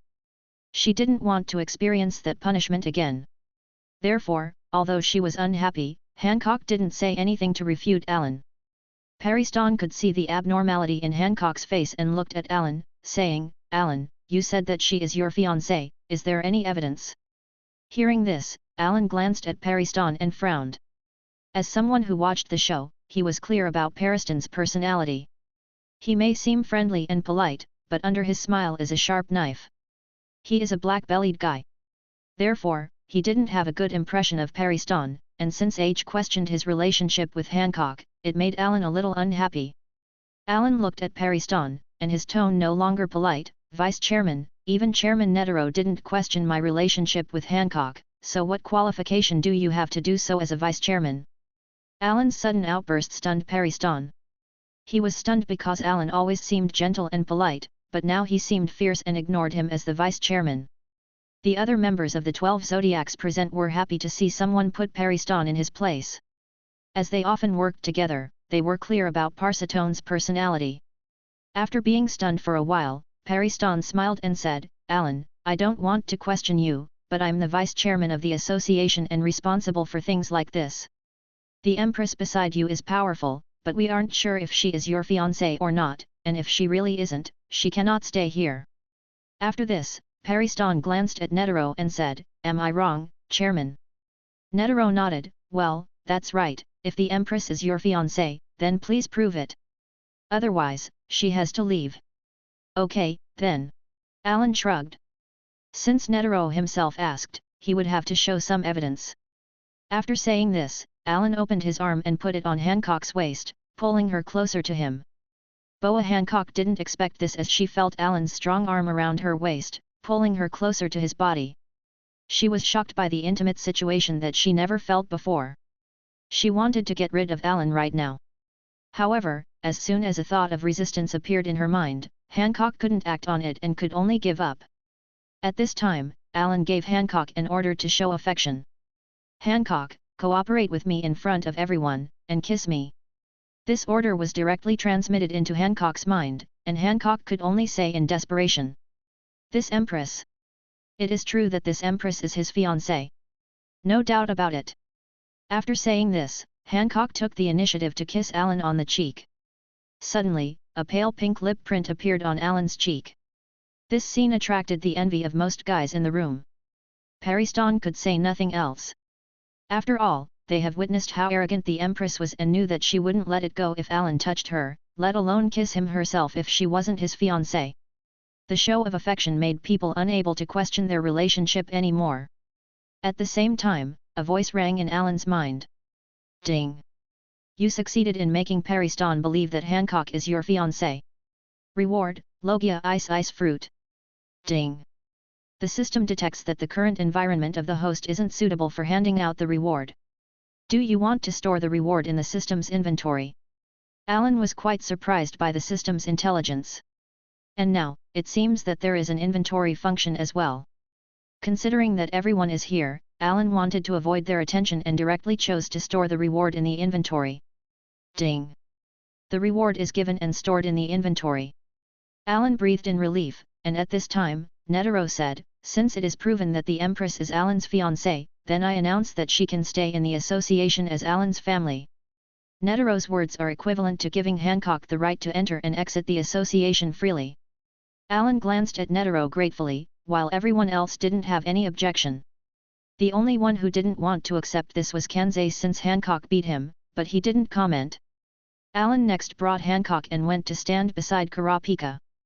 Allan, is she your fiancée? Allan nodded and took Hancock's hand and said, She is Boa Hancock, but I suggest that you don't call her as such. Kurapika and the other nodded as they saw her character and knew that only Allan could call her by her name. Boa Hancock nodded arrogantly without saying anything. She was thinking about escaping from Allan's grasp while Allan pretended that he didn't know. As long as she stayed obedient, Allan won't do anything excessive. At most, he would hug her waist or hold her hands. Although Hancock was very upset about this, she was helpless and could only cooperate temporarily with Allan. Maybe if he is happy one day, he will send her back. Of course, it was a slight possibility. At this time, Netero on the stage said, Okay, it's time for the second round. Let's continue the exam. There are currently 5 contestants, Hisoka, Killua, Hanzo, Pakal, and Badaro. If Hanzo doesn't face Hisoka, he will mostly pass the exam. While Killua is strong, Hanzo had a longer time to train and could defeat him right now. Then, for the first match, number 44, Hisoka, against number 53, Pakal. Hisoka glanced at Pakal and walked onto the stage. Pakal was frustrated. He looked at Netero and said, Chairman, I have something to say. What's the matter? Netero asked. Pakal boldly said, I will be blunt, but the matching is very unfair. How so? Netero asked again, but everyone knew that he was pretending to be confused. Poole pondered for a bit, then said, Everyone can see that Hisoka is stronger, and I won't be able to fight him. Chairman, you arranged this match unfairly. Don't worry. This isn't a duel won by knockout. As long as you don't admit defeat, you won't lose. And Hisoka can't kill you, or he will be eliminated. It has to be me. Pakal said desperately as he walked onto the stage. The match started, and Pakal instantly took out his bow and arrows without hesitation and aimed at Hisoka. Hisoka stretched his hand, and as the arrow flew toward him, he grabbed it with 2 fingers. Then he gently twisted his fingers and snapped the arrow. The next second, Hisoka disappeared and arrived in front of Pakal. Pakal was shocked and released another arrow, only to hear Hisoka's voice from behind. "I'm here," Hisoka said with a playful tone as Pakal felt a chill run through his spine. "Don't move. Be careful. You might lose your head," Hisoka said with a smile. He saw Hisoka's hand holding a playing card that drew some blood as it pressed against his neck. Hisoka smiled and said, "You should know what to do now." Pakal sighed and said, "Okay, I admit defeat."